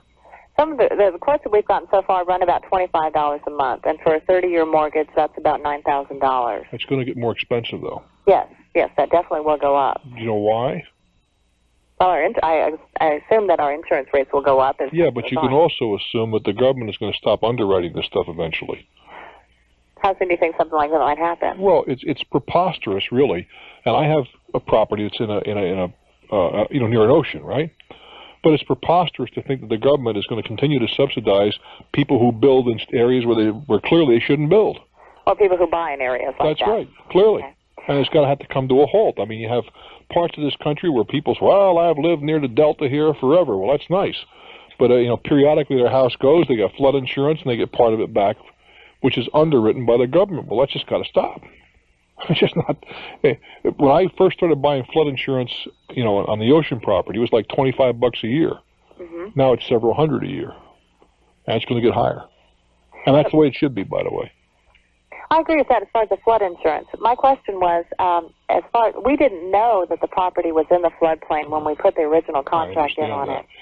But more important, it was represented as not being. You see, it'd be one thing if you didn't know. It's another matter since it was represented clearly as not being in. Well, my husband and I asked we asked the buying agent. Do you have an attorney? No, we don't. Not right now. That's why. What do you mean, not right now? No, that's why we're calling you. Do you think we need an attorney? Has a cat got whiskers?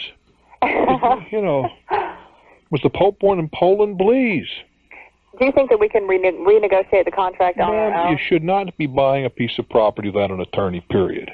Let's start with that premise. Okay. You should not be buying a piece of property, period, without the service. Let me tell you, you signed a whole bunch of papers, right?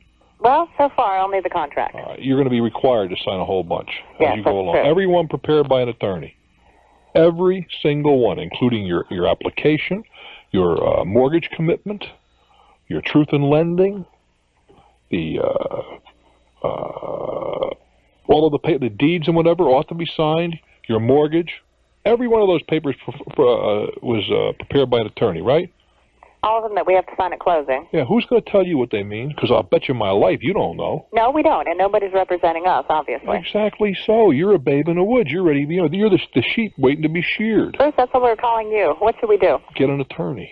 That's for openers. Okay. Secondly, to be candid with you, I wouldn't buy the house unless I could get a representation such as you've described.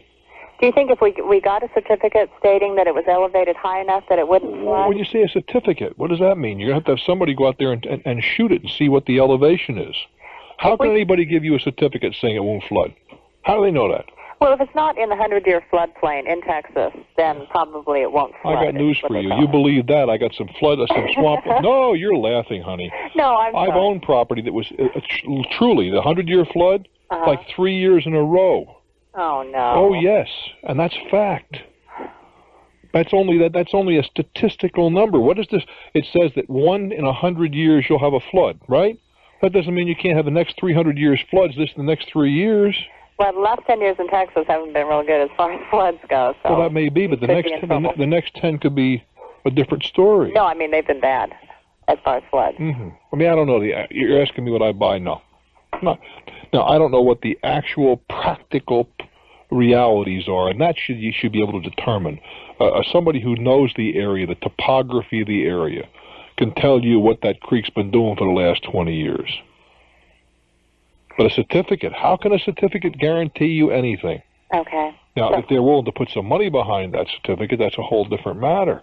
If they're willing to say, I'll pay for the flood insurance for the next 10 years, that's a different matter. That's something that our buying agent has stated that she would try to obtain for us. All right, fine. But I truly believe you need some help.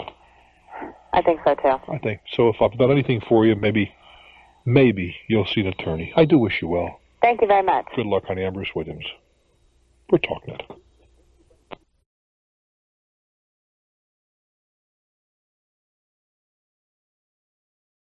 Hi, Buffalo. Hello there. Anybody, well, I guess. Hey, are you there? Alcoholics that do need to help. Buffalo, are you there? Well, what was that all about? Okay, I'll go to the next call. I think what's happened, he has put us on hold. So he is listening to some... Anyway, Cheyenne, Wyoming, hello there. Hello, Neil. I have a dilemma I'm in, and I'm hoping that maybe you can help me. Are you sure you got the right guy? Yes, I'm positive. Who am I? Who am I? Who are you? Yeah. It's the person that I listen to all the time at night. Well, do you listen to me? I'm delighted you listen to Neil, but this is not Neil. Oh, it's not? No. Oh, who is this? Sheila, you're fired. It's over. You're finished. Well, I listen to every one of you guys, so whoever This is Bruce Williams. Okay, Bruce. Well, I'd rather talk to you anyway. If you want to talk to Neil, we can work it out for you. No, that's okay. You're just as smart as he is. Okay. All right. I have a problem. I'm a pregnant single parent, and I was planning on getting married about 6 months ago. And the situation includes my fiancé. He's temporarily out of the state, and he's in another state. He can't leave that state. And I feel like ever since this all happened, I'm being harassed at my job. What do you do? I work in a kitchen in a hospital. I'm dietary. Okay. What is what? I don't mean to be. What is the fact that your fiance is out of state? What has that got to do with your job? Well, because he is out of state, see, he is temporarily incarcerated. Oh, he's in the slammer. I got that feeling. He's in the slammer, huh? Yes. What for? Well, assault and battery. For a couple of years ago, he turned himself in for an offense, and the person that he assaulted did not turn himself in. I mean, he did not file charges. And this state has reopened the case and filed the charges against my fiancé. And therefore, he is temporarily down there. And it's a real mess. It really is. He's in jail right now. Yeah. For how long? Well, he's been down there for 6 months, and hopefully they'll include the back time, but they're talking about another year before he can get out. For assault and battery? Yeah. Well, he must have really done a number on somebody. Well, he used to drink. He doesn't drink anymore, but when this all happened, he did drink, and somebody was messing with his Suzuki. And I didn't know him at the time, so... Messing with his motorcycle, huh? Yes, he was very picky about his bike. And this sounds like a real... He doesn't sound like exactly the biggest catch in the world, is he? Well, no, but ever since... Well, yes, he is. About 3 years ago, he probably wouldn't have been, but he's straightened up since then. We've both been through a lot, and we've grown up a lot. And unfortunately, the past is catching up to both of us. And the word to the wise of the young, let me tell you. How old are you? I'm 25, and he's 28. And it's catching up to us now. But my dilemma is I'm pregnant. He was supposed to be up here. We were supposed to be married 6 months ago. He's not. My bosses, I work under a director and 2 supervisors. And it's really hard, I think, the chain of command.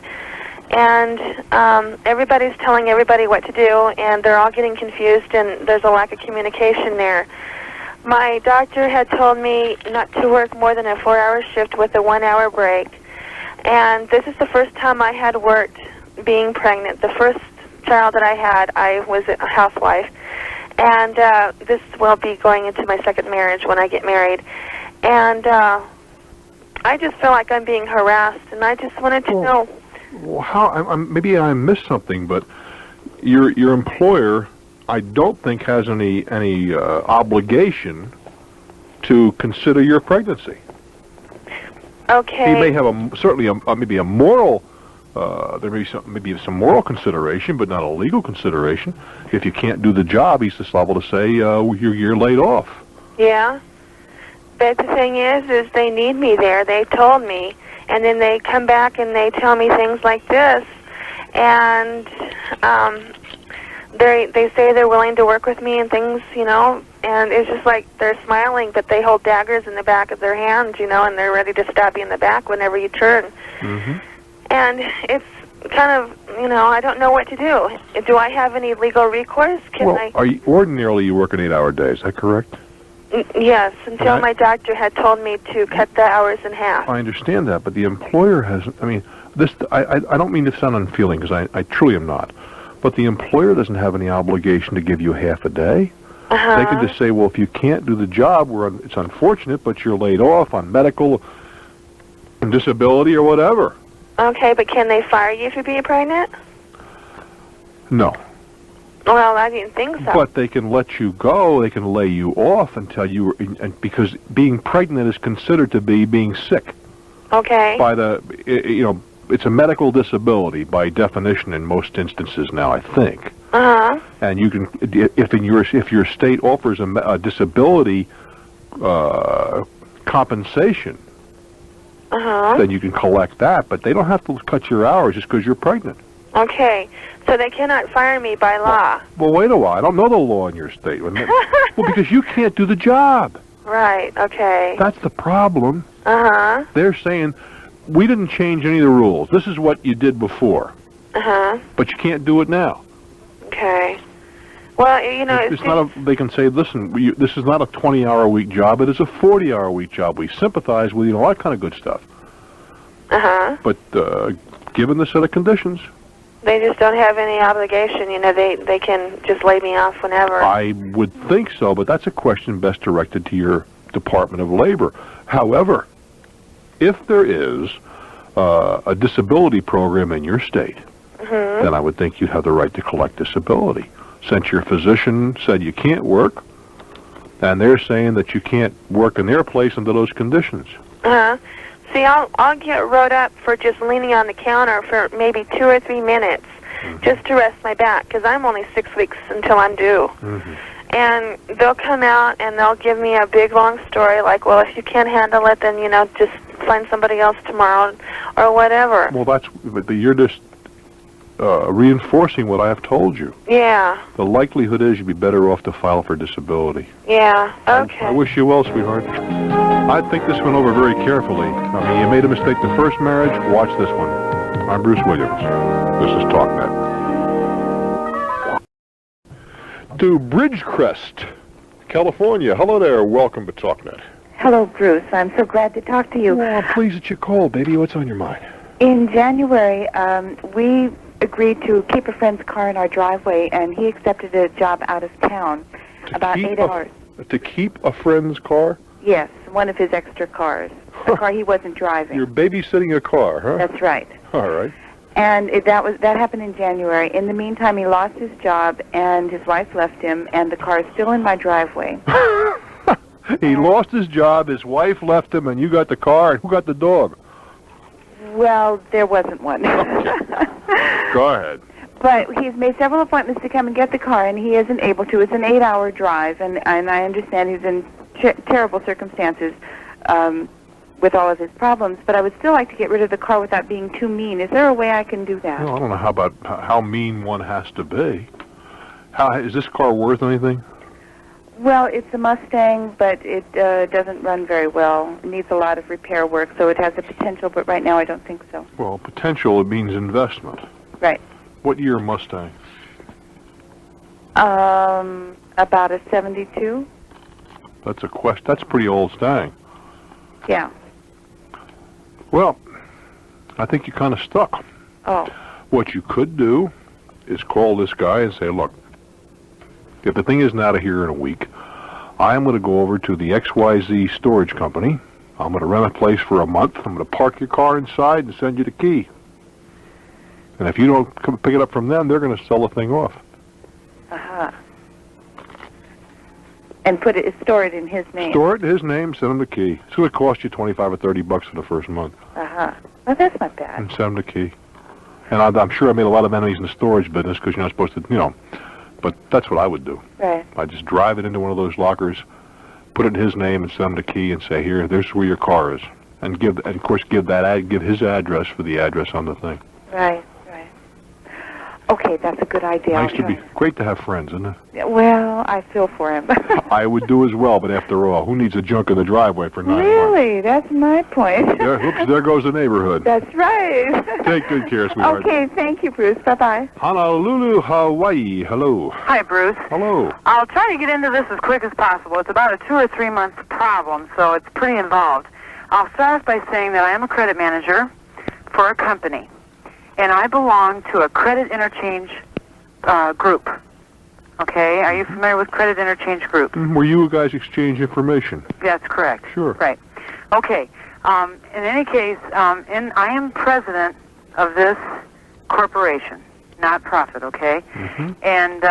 And generally it's not a problem, but what we have come across, and at one point 3 months ago, a gal came up to me and told me that she had received phone calls from 2 of her customers saying that they had received information from another member which indicates a breach of confidentiality.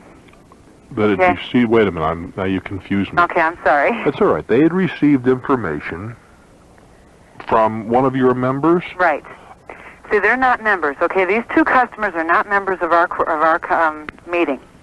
Oh, and you're supposed to keep all this information you guys exchange within the family. That's correct. There are bylaws. And somebody did somebody a favor. Yes, they breached the confidentiality. But somebody did somebody a favor. That's what it comes Probably a down golf course. to. Pardon? Probably a golf course. Yeah, I understand.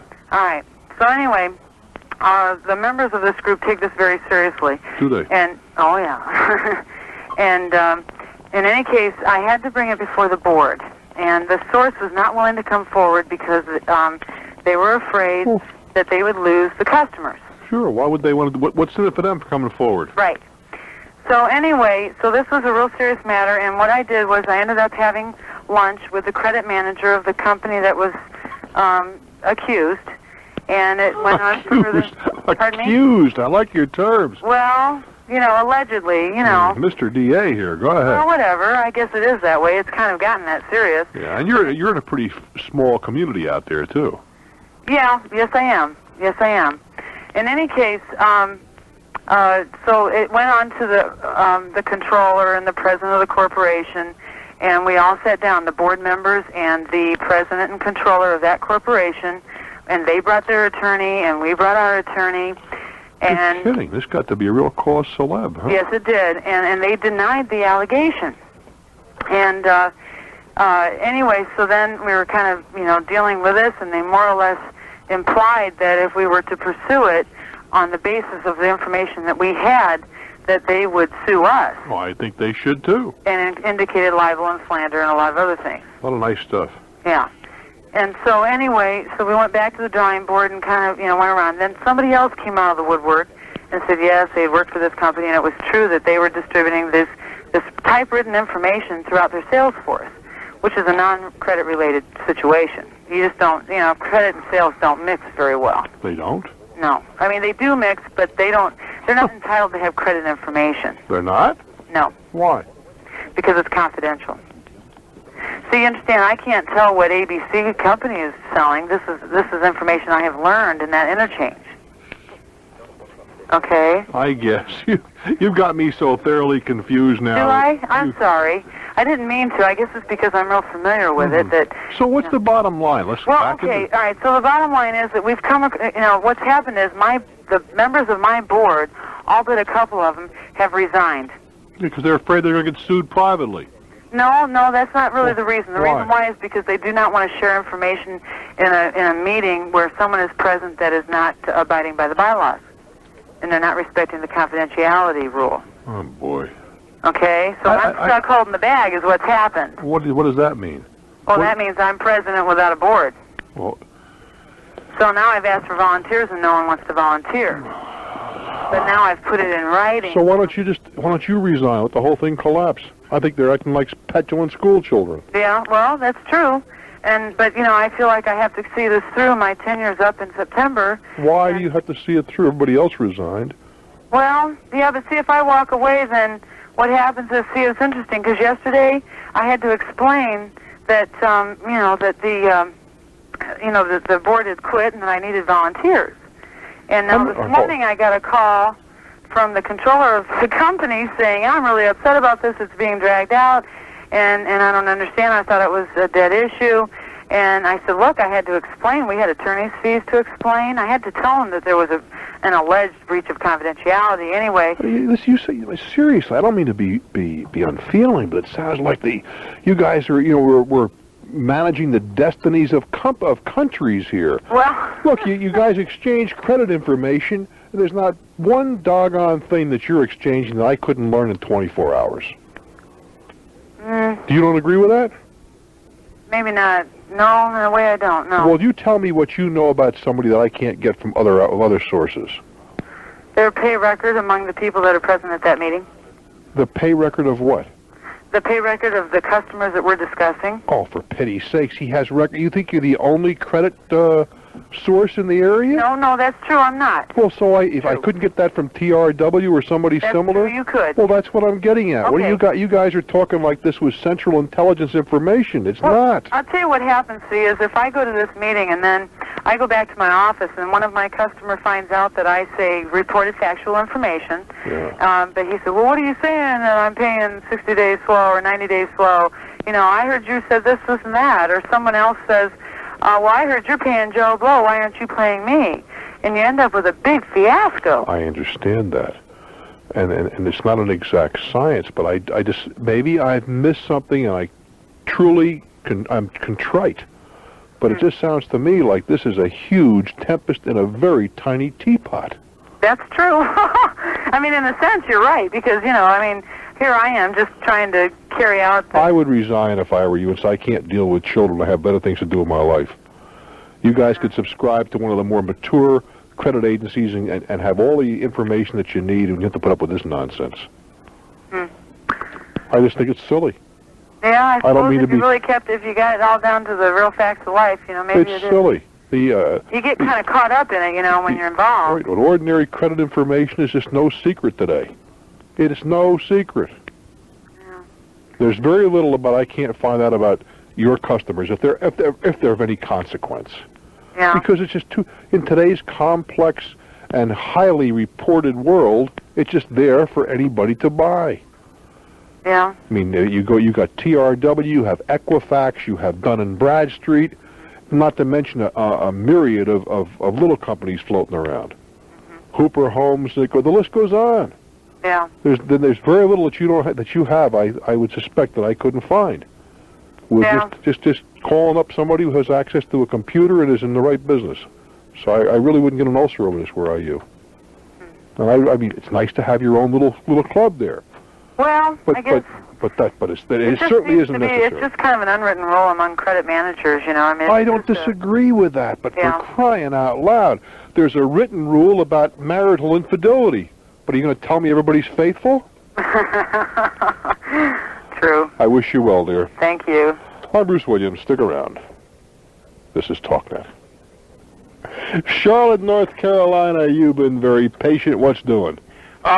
Greenhouse business. Yeah, tell me about it. Tell me, potted plants. Yeah, what about them? Well, obviously there's a lot of offshore interest in cut flowers coming in, which has a indirect... The cut flowers are coming in from Colombia in the Maine, but you're getting stuff from Holland, from Europe, from Israel in season and so forth. And there just seems to be a lot of intrusion of cut flowers into the U.S., and it cuts into the potted plant business. Well, when you say potted, what are you talking about? Flowering plants? Yeah, pot mums, mums and that kind of stuff. Shows, no, I don't think there's any real competition among the two. Don't you think so? No, sir, I really don't. And as you know, I'm in the business. Yeah. No, I think the guy that buys the pot mum is not the guy that comes in to buy an arrangement. Well, I don't know. I might disagree. In the retail store? Yeah, I think so. I don't see any competition among the two. You don't? Oh, all right. There's competition to the extent that it's let's say on Mother's Day. You know, some guy he doesn't buy a flower, but once or twice a year walks in. He's got $20 to spend, and he really doesn't care as long as he has something in his arms when he walks into his mother's house. There, yeah, maybe you're competing against the bouquet or the arrangement or who knows what. But you don't see. I don't want to get too much into the business because that wouldn't interest most people. But you don't see that somebody that walks into the flower shop and sees a spring bouquet in March of Holland flowers would buy that as opposed to say because that retails at $15 or $12, $12.50, as opposed to a potted tulip at again $14 or $15 retail. No, I think it's because some people are for whatever. Let's let a tulip is maybe not the best example, in that a potted tulip is pretty ephemeral, doesn't last very long. Right. But a pot mum can last for weeks. Right. Where a cut bouquet in its best day is going to last for 6 or 7 days. Right. No, and on the other side of that, the bouquet can have a myriad of color and whatever, where you're limited to one color in one plant. Right. Oh, yeah, for sure. So it goes both ways. I see them as competitive to the extent that the guy's going to buy something. But that would be very similar saying that chocolate and vanilla ice cream are competitors. Well, they're not. In the same, well, they got to buy one or the other, yeah. But you can't sell one or the other. You can't make a choice. You got to have both. Because some people want chocolate and some want vanilla. Yeah, I guess. I think it's necessary. Yeah. Do you see a good future in the business? That's another story. No, come on. That's a cop-out. Well, you know, no, it's not a cop-out. You're in a business that is cycles like crazy. Yeah. 20 years ahead. How long have you been in business? Well, I've owned my own for about 5 years. All right. I've been in it on and off 15 years. All right, well, you might remember 15 to 20 years ago when, it's closer to 20, when if you walked into a greenhouse and you had a reasonably mature hanging basket, 5 people would fight for it. Yeah, no doubt. Because every college kid had to have 4 wandering Jews in their dormitory room, right? Yeah. Okay. That era has passed. That is not as trendy as it was. 20 years ago, a little less than that, or there, a lot more potted plants were sold on holidays than they're sold today, at least in our market. Now that's just the way it is. It's not been a swing back to holidays in your market? Yes, but what I'm getting at is there were different sales. Okay. The sales have changed. Valentine's Day is the #1 day. Clearly, it was not then. Yeah. Easter is nowhere near the holiday that it was some years ago. Right. So there's some variations, and you have competition in your business. Well, Canada is certainly one major producer of pop muns. Isn't that true? Yeah. Oh, you bet. And you're going to compete against them, but like anything else, if you're good at what you do and you produce a quality product at a price people can digest, you're going to make money. All right. I'll buy that. But you've got to go with the flow. I mean, if what's popular one year, how is it to be in the Christmas tree business, growing Christmas trees, where you got to figure what's going to be popular 5 years, 6 years down range? Oh yeah, that stinks. I mean, boy, I'd hate to have to be doing that for a living.